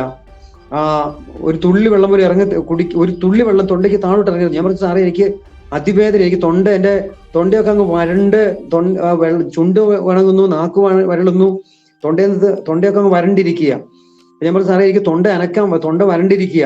അപ്പൊ നേഴ്സിനോട് വിളിച്ചു പറഞ്ഞു, ചുണ്ട് മാത്രം ഒന്ന് നനച്ചു കൊടുത്തോ, തൊണ്ടയുടെ താഴോട്ട് ഒരു തുള്ളി വെള്ളം ഇറങ്ങരുതെന്ന് പറഞ്ഞു. ഇടയ്ക്ക് വന്ന് വല്ലാതെ നേഴ്സുമാരെ അസ്വസ്ഥപ്പെടുത്തുമ്പം അവർ വന്നിട്ട് ഒരു തുള്ളി വെള്ളം ഒരു തുള്ളി വെള്ളം നാക്കയിലേക്ക് ഇങ്ങനെ ചുണ്ടയിലൊന്ന് തൊട്ട് തരും. ആ നാക്കൊന്ന് നനയാൻ വേണ്ടി മാത്രം. അന്ന് അവിടെ ICU കടത്തി. പിറ്റേ ദിവസം രാവിലെ എന്നെ റൂമിലേക്ക് മാറ്റി. ഞാൻ അവിടെ അപ്പൊ എന്നോട് പറഞ്ഞു, 2ാമത്തെ ദിവസം പറഞ്ഞു, ഇനി നിങ്ങൾ മെല്ലെ എഴുന്നേക്കാനും നടക്കാനും തുടങ്ങണം എന്ന് പറഞ്ഞു. അപ്പം വയറിന്റെ ഏകദേശം ഈ ഇവിടുന്ന് മുതലേക്ക് അടിവയർ വരെയും താഴെ വരെയും നീളത്തിലാണ് സർജറി ആയിരിക്കുന്നത്. എനിക്കൊന്നൊരു 10-17ഓളം സ്റ്റിച്ച് ഉണ്ട്. അതിവേദനയാണ്. പിന്നെ സ്റ്റിച്ച് ചെയ്തതിന്റെ ഞരമ്പ് ഈ നൂല് തൊക്കി പിന്നെ തൊലിയിലോട്ടങ്ങ് മുറുകുമ്പോൾ ഉണ്ടാകുന്ന അതിവേദനയുണ്ട്. എഴുന്നേറ്റ് നടക്കണമെന്ന് പറഞ്ഞു. പിറ്റേ ദിവസം രാവിലെ വന്ന് ഡോക്ടർ നോക്കിച്ച് പറഞ്ഞു, ഇനി മെല്ലെ നടക്കാനൊക്കെ തുടങ്ങണം, 2ാമത്തെ ദിവസം മുതൽ നടക്കാൻ തുടങ്ങണം എന്ന് പറഞ്ഞു. അങ്ങനെ എനിക്ക് എഴുന്നേറ്റ് നിൽക്കാൻ പോലും പറ്റില്ല. എഴുന്നേറ്റ് നിൽക്കണമെങ്കിൽ ഒരു കട്ടിലയിൽ നിന്ന് എഴുന്നേറ്റ് ഒന്ന് നിൽക്കണമെങ്കിലോ ഒന്ന് തിരിഞ്ഞു കിടക്കണമെങ്കിലോ എനിക്കൊന്ന് ഒരു 5 മിനിറ്റ് കുറയാത്ത സമയം ഒന്ന് തിരിഞ്ഞു കിടക്കാൻ എനിക്ക് വേണം. കാരണം അത്ര വേദനയാണ്. വേദന കൂടുമ്പം ഒരു പെയിൻ ഇഞ്ചക്ഷൻ തരും. അത് കഴിയുമ്പം ആ പെയിൻ കഴിയുമ്പം പിന്നെയും ആ ഇഞ്ചക്ഷന്റെ പവർ കഴിയുമ്പം പിന്നെയും പെയിൻ വരും. പിന്നെ അങ്ങനെ ആ സമയമാണ്. അതുപോലെ ആ ദിവസങ്ങളിൽ ഞാൻ ഒത്തിരി എന്താ പറയണ്ടേ, ഈ ഒരു ഇരുളിന്റെ ശക്തികൾ എനിക്ക് പോരാടിയ ഒരു ദിവസങ്ങളും ആ ദിവസങ്ങൾ. ഞാൻ ഹോസ്പിറ്റൽ ബെഡിൽ കിടക്കുമ്പം ഞാൻ റിയലായിട്ട് അനുഭവിച്ച് എന്നെ ആ കട്ടിലിൽ നിന്ന് തള്ളി താഴോട്ട് ഇടാൻ ശ്രമിക്കുന്ന ചില അന്ധകാര ഇരുളിന്റെ അന്യദൈവ ശക്തികളെയൊക്കെ ഞാൻ എന്റെ റിയലായിട്ട് കാണുക. ഏതെങ്കിലും സമയത്ത് ഞാൻ അറിയാതെ ഒന്ന് പ്രാർത്ഥിക്കാതെയോ യേശുവിന്റെ രക്തത്തിൽ മുദ്ര ചെയ്യാതെയോ ഞാൻ അറിയാതെ ഒന്ന് മയങ്ങിപ്പോയാൽ ഞാൻ റിയലായിട്ട്, സാധാരണ ആളുകൾ ഒരു തോന്നലാന്നൊക്കെ പറയും, പക്ഷെ എന്നെ കട്ടിലിന്റെ ഒരു സൈഡിൽ നിന്ന് തള്ളുന്ന ഒരു ആ റിയൽ ഫീലിംഗ് ഞാൻ പല പ്രാവശ്യം ഞാൻ അനുഭവിച്ചിട്ടുണ്ട്. അപ്പൊ ഇവരൊക്കെ ആ റൂമിൽ എന്റെ ബെഡിന്റെ അടുത്ത് ഇരിപ്പുണ്ടാവും. പെട്ടെന്ന് ഞാൻ ഞെട്ടുന്ന കാണുമ്പോൾ എന്താ പറ്റിയെന്ന് ഇവർ ചോദിക്കും. അപ്പോഴാണ് ഞാൻ ഞാൻ ഈ കട്ടിലെ കിടന്ന് ഞെട്ടുന്ന, അല്ലെങ്കിൽ എന്നെ തള്ളി താഴെ ഇടാൻ പോകുന്നതിന് റിയൽ അറിയുന്നത്. എന്റെ സഹോദരിയും അളിയനും വന്ന് 2 ദിവസം വന്നു. അവർ പറഞ്ഞു, ഇങ്ങനെ പറഞ്ഞാൽ പറ്റില്ല, ആശുപത്രിയിൽ നിന്ന് വീട്ടിൽ പോകണം. അവരെന്നെ രണ്ടുപേരുടെ തോളെ കൈയിട്ടിട്ടാണ് ഞാൻ നടക്കാൻ തുടങ്ങുന്നത്. എന്ന് പറഞ്ഞാൽ എന്റെ വെയിറ്റ് മുഴുവൻ അവരെടുത്ത് ഈ വേദന എന്ന് പറഞ്ഞാൽ അതിവേദനയാണ്. കാരണം ഈ സ്റ്റിച്ചിന്റെ അകത്ത് ഈ സ്റ്റിച്ച് അങ്ങോട്ട് മുറുകുമ്പോൾ ഈ തൊലിക്കകത്തോട്ട് ആ വേദന അതിഭയങ്കര വേദനയാണ്. അങ്ങനെ എനിക്ക് തോന്നുന്നൊരു 4ാമത്തെ 5ാമത്തെ ദിവസം കൂടി ഞാൻ ഏകദേശമൊക്കെ നടക്കാൻ തുടങ്ങി. അപ്പൊ 3ാമത്തെ ദിവസം വന്ന് ഇതിന്റെ ഈ സർജറി ചെയ്തതിന് മുകളിൽ ഒരു ബാൻഡേജ് പൊതിഞ്ഞിട്ടുണ്ട്, ബാൻഡേജ് ചെയ്തിട്ടുണ്ട് ആ മുറിവിന്. എന്നോട് പറഞ്ഞു, ചെറിയാശ ഞാൻ ഈ ബാൻഡേജ് എടുക്കുക, ഞാൻ പെതുക്കി എടുത്താലും വേദനിക്കും, വേഗത്തിലെടുത്താലും വേദനിക്കും. അദ്ദേഹം പറഞ്ഞ വാചകം ഞാൻ ഇപ്പോഴും ഓർക്കുന്നുണ്ട്. ഇത് പറഞ്ഞു തീരലും അദ്ദേഹം എന്റെ ഈ ആ ബാൻഡേജിങ് ചെറുതായിട്ടൊന്ന് പൊളിക്കലും അത് ഒറ്റ വലിയാണ്. ആ സ്റ്റിച്ച് ഇങ്ങനെ കിടകിടകിടാന്ന് ആ സ്റ്റിച്ചിന്റെ മുകളിൽ അതിങ്ങനെ പോകുന്നത് എനിക്ക് കറക്റ്റ് അറിയാം. എന്ന് വെച്ചാൽ അത് ഒന്നാമതേ വേദനയുണ്ട്. അപ്പം ഇത് വലിച്ചിങ്ങ് പറിച്ചപ്പോൾ ഉണ്ടാകുന്ന ഒരു വേദന, അതിവേദനയായിരുന്നു. പിന്നെ പുള്ളി ഒരു സ്പ്രേ അടിച്ച് അവിടെ അങ്ങ് ഇതാക്കി ഇത് ചെയ്തു. അങ്ങനെ എനിക്ക് തോന്നുന്നു 7ാമത്തെ ദിവസം ആണ് എനിക്ക് ഒരു തുള്ളി. 7ാമത്തെ ദിവസം അദ്ദേഹം പറഞ്ഞു, ഇന്ന് ഇച്ചിരി വെള്ളം, എന്തെങ്കിലും ഓറഞ്ചിന്റെ ജ്യൂസ് വല്ലതും കുടിച്ചോളാൻ പറഞ്ഞു. അങ്ങനെ 7ാമത്തെ ദിവസമാണ് ഞാൻ ഒരു ഓറഞ്ച് നീര് ഞാൻ കുടിക്കുന്നത്. 7ാമത്തെ ദിവസമായപ്പോൾ ഞാൻ നടക്കാൻ 6 ദിവസങ്ങൾക്ക് നടന്നു തുടങ്ങി. എൻ്റെ സ്റ്റിച്ചൊക്കെ ഒന്ന് ഇതായി. 7ാം ദിവസം ഞാൻ ഓറഞ്ച് ജ്യൂസ് കുടിച്ചു. 8ാം ദിവസം ചായയും ചെറുതായിട്ട് കഞ്ഞി കുടിച്ചു. അതിനുശേഷമാണ് എന്നെ ഡിസ്ചാർജ് ആക്കുന്നത്. അത് കഴിഞ്ഞിട്ട് ഒരാഴ്ച, പിന്നെ ഒരു 15-17 ദിവസത്തിനുള്ളിൽ വന്നാൽ മതി എന്ന് പറഞ്ഞു. അപ്പം അതിന്റെ ഇടയ്ക്ക് അദ്ദേഹം പറഞ്ഞു, സ്റ്റിച്ച് എടുക്കാൻ ഇങ്ങോട്ട് വരണ്ട, അടുത്ത ഏതെങ്കിലും ഒരു ഹോസ്പിറ്റലിൽ പോയി സ്റ്റിച്ച് എടുത്തോ, അതിന്റെ ആവശ്യമുള്ളൂ, ഇത്രയും ദൂരം നിങ്ങൾ യാത്ര ചെയ്യേണ്ടെന്ന് പറഞ്ഞു. അങ്ങനെ ഞാൻ പിന്നെ വന്നത്. അപ്പൊ ഞാൻ അത് കഴിഞ്ഞ് ഞങ്ങൾ എനിക്ക് തോന്നുന്നു ഞങ്ങൾ ഈ പുതിയ പ്രവർത്തന സ്ഥലത്ത് വന്നിട്ട് 1 മാസത്തിനുള്ളിലാണ് ഈ സർജറി നടക്കുന്നത്. അത് കഴിഞ്ഞ് വന്നപ്പോൾ എന്നോട് പിറ്റേ പ്രാവശ്യം പിന്നെ ബയോപ്സി റിപ്പോർട്ട് വന്നപ്പോൾ ക്യാൻസർ ആണ്. ഡോക്ടർ എന്നോട് പറഞ്ഞു, നിങ്ങൾക്ക് ഇവിടെ ഞങ്ങൾക്ക് ഇതിന് ട്രീറ്റ്മെന്റ് ഇല്ല, നിങ്ങൾ വേറെ എവിടെയെങ്കിലും പോകണം, വേറെ ഏതെങ്കിലും സ്ഥലത്ത് പോയി ചെയ്യണം, നിങ്ങൾ ട്രീറ്റ്മെന്റ് ചെയ്യണം എന്ന് പറഞ്ഞു. ഞാൻ ദൈവത്തോട് അന്ന് പറഞ്ഞൊരു കാര്യം, കർത്താവ്, ഞാൻ ഈ പുതിയൊരു സ്ഥലത്ത് വന്നത്, ഒരു ടൗണിന്റെ നടുക്ക ഈ പ്രാർത്ഥന ഗ്രൂപ്പ്, ഈ ഞങ്ങളുടെ ഈ പ്രാർത്ഥന നടക്കുന്ന ബിൽഡിംഗ്, താമസിക്കുന്ന ക്വാർട്ടേഴ്സ്. ഞാൻ ദൈവത്തോട് പറഞ്ഞു, കർത്താവ്, ഞാനൊരു മുടിയെല്ലാം കൊഴിഞ്ഞ് ഞാനൊരു രോഗിയെ പോലെ ഈ ടൗണിൽ നടക്കാൻ നീ എന്നെ അനുവദിക്കരുത്. മാത്രമല്ല അന്ന് രാത്രി, അതായത് ഈ രോഗമാണ് കൺഫേം ചെയ്തിട്ട് ഇത് ക്യാൻസർ ആണെന്ന് കൺഫേം ചെയ്ത് ഞാൻ റൂമിൽ വന്ന് അന്ന് കിടക്കുമ്പോൾ രാത്രി ചില ദിവസങ്ങളൊക്കെ ഉറക്കങ്ങളില്ല. ആ ദിവസങ്ങളൊന്നും ഇത് പറഞ്ഞപ്പോൾ എനിക്ക് ഉറക്കമില്ല. സർജറി കഴിഞ്ഞ് വീട്ടിൽ വന്ന് പിന്നീട് ഇതാണെന്ന് ഉറപ്പിച്ചതിന് ശേഷം എനിക്ക് ചില ദിവസങ്ങൾ ഉറങ്ങാതെ ഞാൻ കിടക്കുന്ന ചില ദിവസങ്ങളാണ്. അർദ്ധരാത്രി 3ാമത്തെ ദിവസം രാത്രിയിൽ ഞാൻ ദൈവാത്മാവ് എന്നെ കാണിക്കുന്ന ഒരു കാഴ്ച. ഞാൻ കാരപ്പുറത്തിരുന്നപ്പം ഞാനൊരു കഠിന ശോധനയിലൂടെ, ഒരു കടുത്ത ഇരുട്ടിലൂടെ ഞാൻ കടന്നു പോകുക. ഒറ്റയ്ക്കേ ഉള്ളൂ, വേറെ ആരും എന്നെ സഹായിക്കാനില്ല. ഞാൻ ഏകനായിട്ട് പോകുന്ന ഒരു കാഴ്ച. ഞാൻ അതിൻ്റെ അകത്തൂടെ കടന്നു പോയി കർത്താവ് പറയുന്നുണ്ട്, കർത്താവേ, എനിക്ക് ഈ പ്രശ്നം കടന്ന് അക്കരയ്ക്ക് പോകാൻ എനിക്ക് പറ്റില്ല, ഞാൻ ഒറ്റയ്ക്കേ ഉള്ളൂ, ഞാൻ ഇത് കടന്ന് ഞാൻ വെളി വരില്ല എന്ന് ഞാൻ കർത്താവോട് പറയുന്നുണ്ട്. പക്ഷെ എന്നെ കാണിച്ച കാഴ്ച, ഞാൻ ഒറ്റയ്ക്കാണ് ആ ഇരുളിലൂടെ പോകുന്നത്, ആ വലിയ പ്രതിസന്ധിയിലൂടെ കടന്നു വന്നത്. അപ്പൊ ഞാൻ ചിന്തിച്ച, ഞാൻ അന്നായിരുന്ന ചില പ്രയാസങ്ങൾ എനിക്ക് ആ സമയത്ത് നേരിട്ടിരുന്നു. അപ്പൊ ആ വിഷയത്തോടുള്ള ബന്ധത്തിലാകാം ആ കാഴ്ച എന്നാണ് ഞാൻ ചിന്തിച്ചത്. പക്ഷെ ദൈവം എന്നെ ആ കാഴ്ച, അതിൽ നിന്ന് പുറത്തേക്ക് എന്നെ ദൈവം ഒരു കേടുമില്ലാതെ എന്നെ പുറത്തു കൊണ്ടുവരുന്ന ഒരു കാഴ്ച കർത്താവ് വന്ന് കാണിച്ചു. 98 ഞാന് പിന്നെ ഡെയ്സിയുടെ പപ്പയും അമ്മയും മലപ്പുറം ജില്ലയില് പുളിക്കലോടിയില് ശുശ്രൂഷ ഇരുന്ന ഒരു കാലഘട്ടത്തിൽ ഞാൻ അവിടെ വന്നപ്പം എന്നോട് ദൈവദാസ ഒരു ആലോചന പറഞ്ഞു, നീ ഒരു മാരക രോഗത്തിലൂടെ കടന്നു പോകും. ഞാനത് ജോലി ചെയ്തുകൊണ്ടിരിക്കുന്ന സമയമാണ്. ആ രോഗത്തിലൂടെ കടത്തി വിട്ടിട്ട് നിന്നെ ഞാൻ പുറത്തു കൊണ്ടുവരും എന്ന് ആ ദേവദാസ് എന്നോട് പറഞ്ഞു. അപ്പം ഞാൻ സത്യത്തിൽ കർത്താവിൻ ജോലി റിസൈൻ ചെയ്ത് ഇറങ്ങിയത് കാര്യം തന്നെ കർത്താവ് എന്നെ ഒരു മാരകരോഗത്തിലൂടെ കടത്തി, ആ ഒരു ആലോചന എന്റെ മനസ്സിൽ കടന്നുകൊണ്ടാ സത്യത്തിൽ ഞാൻ നേരത്തെ ജോലി റിസൈൻ ചെയ്ത് കർത്താവ് ഇനി ഒരു പ്രതിസന്ധിയിലൂടെ കടന്നു പോകാൻ എനിക്ക് ആഗ്രഹമില്ലാത്തതോടെ ഞാൻ ഇത് ചെയ്തു തന്നെ. പക്ഷെ ആ ശബ്ദത്തെ ദൈവാത്മാവ് വീണ്ടും എന്നെ ഓർപ്പിച്ചു, നിന്നെ ഞാൻ അതിലൂടെ കടത്തിവിട്ട് എന്നെ പുറത്തു കൊണ്ടുവരും. ആ ശബ്ദം, ഈ 2 ആലോചനകൾ ദൈവാത്മാവിന്റെ ഉള്ളത്തിൽ തന്നു. അതെനിക്കൊരു വിശേഷ ധൈര്യമായിരുന്നു. അന്ന് രാത്രി എൻ്റെ ഉള്ളിലെ ആ മരണഭയത്തെ ദൈവം അന്ന് എടുത്തു കളഞ്ഞു. അതുവരെ എനിക്കുണ്ടായിരുന്ന ഒരു ഭയങ്കര ഭയമായിരുന്നു, പേടിയായിരുന്നു. എന്ത് ചെയ്യുമെന്ന് എനിക്കറിയില്ല. എൻ്റെ മൂത്ത മോൾ എനിക്ക് തോന്നുന്നു 4-5 ക്ലാസ്സിലാണ് അവൾ പഠിക്കുന്നത്, മോന് 3-ാം ക്ലാസ്സിൽ. അങ്ങനെ കൊച്ചു കുഞ്ഞുങ്ങളാ. ഞാൻ ദൈവത്തോട് കർത്താവ്, കുഞ്ഞുങ്ങളൊന്നും ആയിട്ടില്ല, ഞാൻ എന്ത് ചെയ്യുമെന്ന് എനിക്കറിയത്തില്ല, എന്നെ ഒരു വല്ലാത്ത പ്രതിസന്ധിയുടെ സമയമായി. ഈ സമയം സഹായിക്കാൻ ആരുമില്ല. അങ്ങനത്തെ ഒരു എന്ന് പറഞ്ഞാൽ പുതിയൊരു പ്രവർത്തന സ്ഥലം. അങ്ങനെ ആ സമയങ്ങളിൽ ആ ദൈവം ഈ ധൈര്യം തന്ന് എന്നെ ധൈര്യപ്പെടുത്തി. അത് കഴിഞ്ഞിട്ട് കോഴിക്കോട് ബേബി ഹോസ്പിറ്റലിൽ വന്നു. ഡോക്ടർ ഗംഗാധരൻ ഡോക്ടർ അടുത്ത് ഈ റിപ്പോർട്ടെല്ലാം കാണിച്ച് അദ്ദേഹം ബ്ലഡ് ടെസ്റ്റ് ചെയ്തപ്പോൾ പറഞ്ഞു, നിങ്ങളുടെ ശരീരത്തിൽ ഇപ്പോഴും ക്യാൻസർ ഉണ്ട്, അണുക്കളുണ്ട്, പക്ഷെ അതെനിക്ക് എവിടെയും അത് കണ്ടെത്താൻ പറ്റുന്നില്ല. സെറം ക്രോമോഗ്രാമിൻ ടെസ്റ്റ് ചെയ്യുമ്പം ഫസ്റ്റ് ചെയ്തപ്പോൾ 150 ആയിരുന്നു. ഒരു മാസത്തിനുള്ളിൽ 450 മുകളിലേക്ക് പോയി. ഡോക്ടർ പറഞ്ഞു, എൻ്റെ ഒരു CT സ്കാൻ, ഒരു പെൽസ്കാൻ എടുക്കണം, പെൽസ്കാൻ എടുത്താൽ നമുക്ക് അറിയത്തുള്ളൂ, എന്നിട്ട് നമുക്ക് റേഡിയേഷനോ കീമോയോ എന്താ വേണ്ടത് നമുക്ക് സ്റ്റാർട്ട് ചെയ്യാം എന്ന് പറഞ്ഞ് അദ്ദേഹം എന്നെ പറഞ്ഞു വിടുന്നു, ലെറ്റർ തന്നിട്ട്. അതിനു മുമ്പ് ഞങ്ങൾ ഈ താമസിക്കുന്ന അടുത്ത് ദൈവദാസന്മാർ, മലപ്പുറം ഞങ്ങളുടെ മലപ്പുറം സെക്ഷനിൽ ഉണ്ടായിരുന്ന ദൈവദാസന്മാരെല്ലാം, അസംബ്ലീസ് ബോർഡിന്റെ ആ സമയത്തുണ്ടായിരുന്ന section president Kunjumon pastor, Mathai Punnoose pastor, George Ooty pastor, പിന്നെ കുറെ ദൈവദാസന്മാർ, അവരെല്ലാവരും ഇവരെല്ലാം ചില ദിവസങ്ങൾ ഞങ്ങൾക്ക് വേണ്ടി ഞങ്ങൾ ആ സ്ഥലത്ത് വന്നിരുന്ന് ഉപവസിച്ച് പ്രാർത്ഥിച്ചു. 3 ദിവസത്തെ പ്രാർത്ഥനയ്ക്ക് ശേഷമാണ് കർത്തദാസന്മാരൊക്കെ അവരൊക്കെ വലിയ സപ്പോർട്ടായിരുന്നു. അവർ വന്നിരുന്ന ദിവസം ഇന്ന് പ്രാർത്ഥിച്ചിട്ട് ഞാൻ ബാംഗ്ലൂർ ടെസ്റ്റിന് പോകുന്നത്. ബാംഗ്ലൂർ ടെസ്റ്റിന് പോയി പിന്നെ HCG ഹോസ്പിറ്റലിൽ ചെല്ലുന്നത്, ഈ റിപ്പോർട്ടെല്ലാം കാണിച്ചു. അതുവരെ ഉണ്ടായിരുന്ന സർജറി മുതൽ ഫസ്റ്റ് റിപ്പോർട്ട് മുതൽ എല്ലാ റിപ്പോർട്ടുകളും കാണിച്ചു. ഡോക്ടറിനോട് ചോദിച്ചൊരു ചോദ്യം, നിങ്ങൾ ഇവിടെ ട്രീറ്റ്മെന്റ് ചെയ്യുന്നു, നാട്ടിൽ പോകുന്നു? ഞാൻ പറഞ്ഞു, സാറേ ഞാൻ നാട്ടിൽ പോവാ എന്ന് പറഞ്ഞു. അങ്ങനെ പിറ്റേ ദിവസം അന്ന് രാവിലെ എന്നെ പെർസ്കാനിന് കയറ്റി. ഏകദേശം എനിക്ക് തോന്നുന്നു ഒരു 2 മണി 3 മണിയോട് കൂടെ കഴിഞ്ഞു. 3 മണിക്ക് ശേഷം കണ്ടാണ് ഞാൻ സ്കാൻ കഴിഞ്ഞ് പുറത്തിറങ്ങുന്നത്. പിറ്റേ ദിവസം വൈകിട്ട് റിപ്പോർട്ട് കിട്ടുന്നത്. ഞാനും എൻ്റെ സഹോദരി, വൈഫിന്റെ അനിയത്തിയുടെ ഭർത്താവും കൂടിയാ, ഞങ്ങൾ രണ്ടുപേരും കൂടിയാ സ്കാനിങ്ങിന് പോകുന്നത്, ഹോസ്പിറ്റലിൽ പോകുന്നത്. അങ്ങനെ പിന്നെ അദ്ദേഹം ഞങ്ങൾ ചെന്ന് ഈ സ്കാൻ റിപ്പോർട്ട് മേടിക്കാൻ അദ്ദേഹം പിറ്റേ ദിവസം ചെല്ലുന്നത്.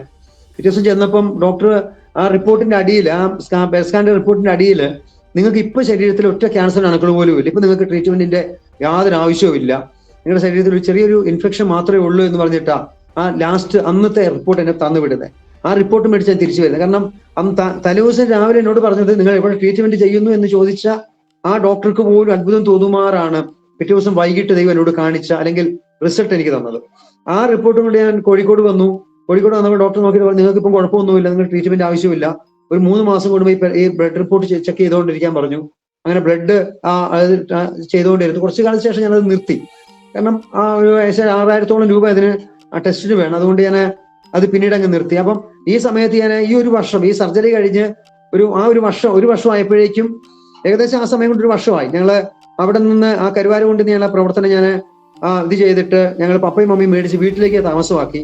അവിടെ താമസിച്ചുകൊണ്ട് തേൽപ്പാറ എന്ന സ്ഥലത്ത് ഒരു പുതിയൊരു പ്രവർത്തനം തുടങ്ങി. അവിടെ പോയി പ്രവർത്തിക്കാൻ തുടങ്ങി. ഈ എൻ്റെ ട്രീറ്റ്മെന്റും മറ്റു ആവശ്യങ്ങളോടുള്ള ബന്ധത്തിൽ അങ്ങനെ ഞാൻ പോയി വന്ന് പ്രവർത്തിക്കുന്ന ഒരു സമയമായിരുന്നു ആ സ്ഥലത്ത്.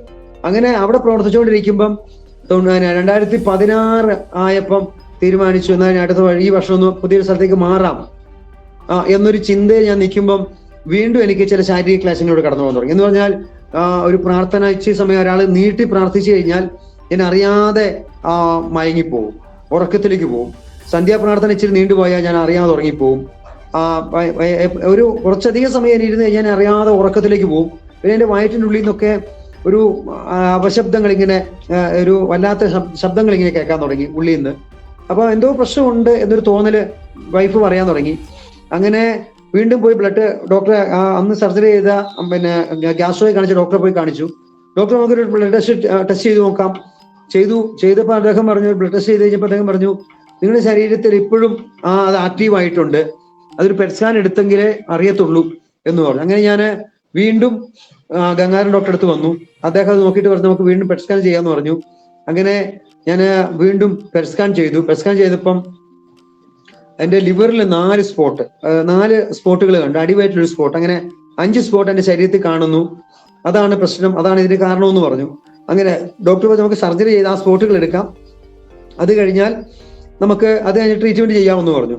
അങ്ങനെ അന്ന് എന്നെ EMS സർജറി ചെയ്ത അതേ ഡോക്ടർ ഇപ്പം അന്നേരം കോഴിക്കോട് മിംസ് ഹോസ്പിറ്റലിലാണ്, ഡോക്ടർ രാജേഷ് നമ്പ്യാർ. അപ്പൊ അദ്ദേഹത്തെ പോയി കണ്ടു.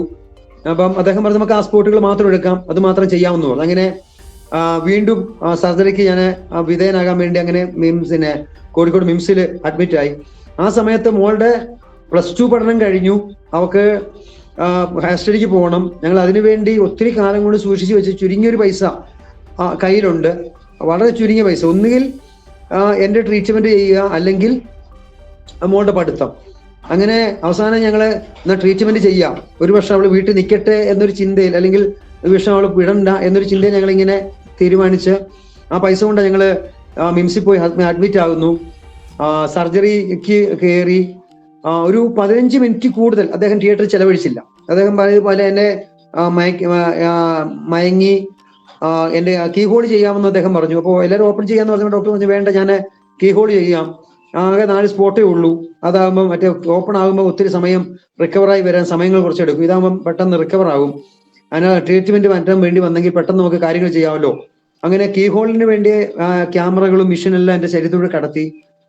ഒരു 15 മിനിറ്റ് കഴിഞ്ഞപ്പം ഡോക്ടർ സർജറി നിർത്തിയിട്ട് ഇവരുടെ അടുത്ത് എന്നിട്ട് പറഞ്ഞു, എനിക്കൊന്നും ചെയ്യാനില്ല, ലിവർ മൊത്തത്തിൽ ബാധിച്ചിരിക്കുക, ലിവറിൽ മൊത്തം ഒരു യെല്ലോയിഷ് കളറാണ്, മൊത്തം ഒരു മഞ്ഞ കളറായിരിക്കുക, ഒന്നും ചെയ്യാൻ എനിക്കില്ല, എടുക്കുകയാണെങ്കിൽ ലിവർ ഏകദേശം മുഴുവൻ നീക്കണം, അത് കഴിഞ്ഞ് റിക്കവറായി വരുന്ന മാസങ്ങൾ എടുക്കും, അതുകൊണ്ട് ഞാൻ ബയോപ്സിക്ക് വേണ്ടി മാത്രമേ എടുത്തിട്ടുള്ളൂ എന്ന് പറഞ്ഞ് അദ്ദേഹം സർജറി നിർത്തിയിട്ട്, സത്യത്തിൽ അദ്ദേഹം തിയേറ്ററിൽ നിന്ന് എന്നെ എന്നാ പറയണ്ടേ ഉപേക്ഷിച്ചു പോയൊരു സമയമാണ് രണ്ടാമത്തെ തവണ. എന്ന് പറഞ്ഞാൽ ഇവരോടൊക്കെ പറഞ്ഞു, പ്രതീക്ഷയ്ക്ക് യാതൊരു വകയുമില്ല എന്നോട് പറഞ്ഞു. അന്ന് ഞങ്ങളുടെ BTPM പാസ്റ്റർ, മറ്റ് ദൈവദാസന്മാരൊക്കെ വന്ന് എന്നെ കാണുന്നുണ്ട്, ഈ ഞാൻ ഓപ്പറേഷൻ കഴിഞ്ഞ റൂമിൽ വരുമ്പോൾ. പക്ഷെ സത്യത്തിൽ കുറേ ആളുകൾ വന്ന് കാണുമ്പോൾ എൻ്റെ ചിന്ത എൻ്റെ സർജറി കഴിഞ്ഞതിന്റെ പേരിലാണ് പക്ഷെ എല്ലാവരോടും പറഞ്ഞിരിക്കുന്ന കാര്യം, പ്രതീക്ഷയ്ക്ക് വലിയ വകയൊന്നുമില്ല. ആ ഒരു കണ്ടീഷന്റെ ലിവർ എത്തിയിരിക്കുന്ന സമയമാണ്.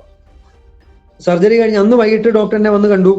അന്ന് വന്ന് കണ്ടിട്ട് പിറ്റേ ദിവസമാണ് അദ്ദേഹം എന്നെ പിറ്റേ ദിവസം മുതൽ അദ്ദേഹത്തിന്റെ കൂടെ വർക്ക് ചെയ്യുന്ന വേറൊരു ഡോക്ടറാണ് വരുന്നത്. അപ്പൊ ഞാൻ അദ്ദേഹത്തോട് ചോദിക്കുമ്പോൾ പറയും, അല്ല അദ്ദേഹം തിരക്കാന്ന് പറയും. പിന്നീടാണ് എനിക്ക് മനസ്സിലായത്, എന്നോട് അദ്ദേഹത്തിന് എന്റെ അത്രയും ഒരു ക്രിട്ടിക്കൽ കണ്ടീഷൻ ആണെന്ന് പറയാനുള്ള ഒരു മടി കൊണ്ട് അദ്ദേഹം എന്നെ നിന്ന് മാറിപ്പോയത്.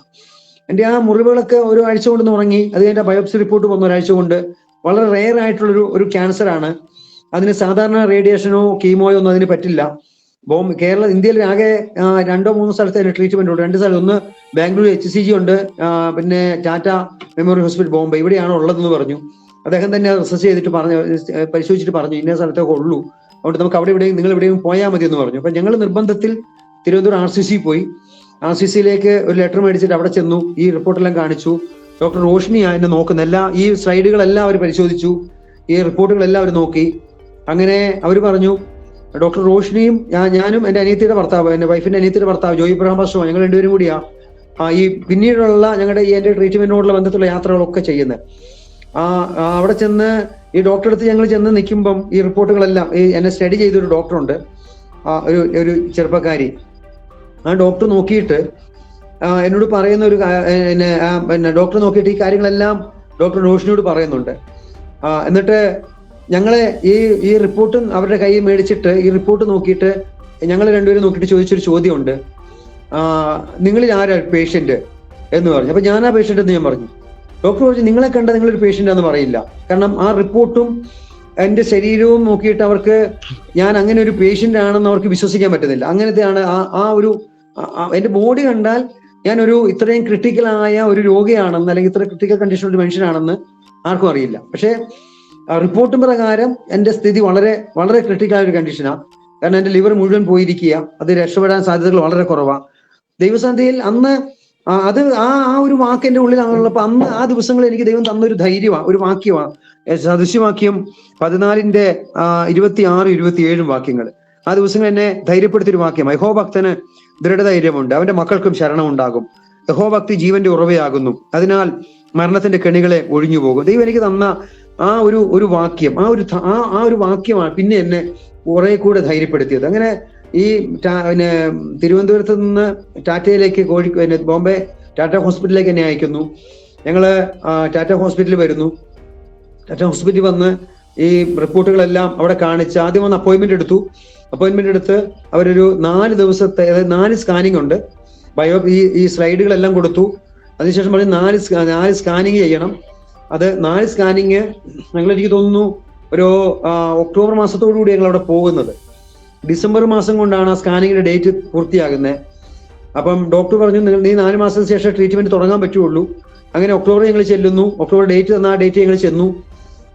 അന്നേരം അവിടെ ഒരു ഡോക്ടർ, സുധ എന്ന് പറഞ്ഞിട്ട് ഒരു ഡോക്ടറുണ്ട്. അപ്പം അവർ പറഞ്ഞു, നിങ്ങൾ ഏതായാലും സ്കാനിങ് ഫസ്റ്റ് ദിവസങ്ങൾ ചെന്നു, ആ സ്കാനിങ് കഴിഞ്ഞു. അവർ പറഞ്ഞു, നിങ്ങൾ വെയിറ്റ് ചെയ്യേ, അപ്പൊ ഇവിടെ ബോംബെയിൽ ഗണേശോത്സവം നടക്കുന്ന സമയമാണ്. അപ്പൊ അതുകൊണ്ട് അവർ പറഞ്ഞു, ചില വരാത്ത പേഷ്യന്റ് ഉണ്ട്, അപ്പൊ നമുക്ക് അത് ചാൻസ് ആയിട്ട് നമുക്ക് ചെയ്യാൻ പറ്റുമെന്ന് പറഞ്ഞു. അങ്ങനെ ദൈവത്തിന്റെ ഒരു കരുതൽ എന്ന് പറഞ്ഞാൽ അതാണ് ശരിക്കും ഞാൻ അനുഭവിച്ചത്. ആ ദിവസങ്ങളിൽ കർത്താവ് എനിക്ക് വേണ്ടി ആ ഡോക്ടറെ ഒരുക്കിയതാ. ഈ ഡോക്ടർ രാവിലെ എന്റെ ഫയൽ എടുത്തുകൊണ്ട് വന്നിട്ട് അവരെ കമ്പ്യൂട്ടർ മുമ്പിൽ പോയിരിക്കും. വരാത്ത പേഷ്യന്റിന് പകരം അവരുടെ അവിടെ നിന്ന് നീക്കിയിട്ട് റിമൂവ് ചെയ്തിട്ട് എന്റെ പേര് അവിടെ അടിച്ചു ചേർക്കും. എന്നിട്ട് എന്നെ അവര് സ്കാനിങ്ങിന് കയറ്റും. അപ്പൊ ഒരു ചൊവ്വായും ബുധനും കൊണ്ട് 3 സ്കാനിങ് കഴിഞ്ഞു.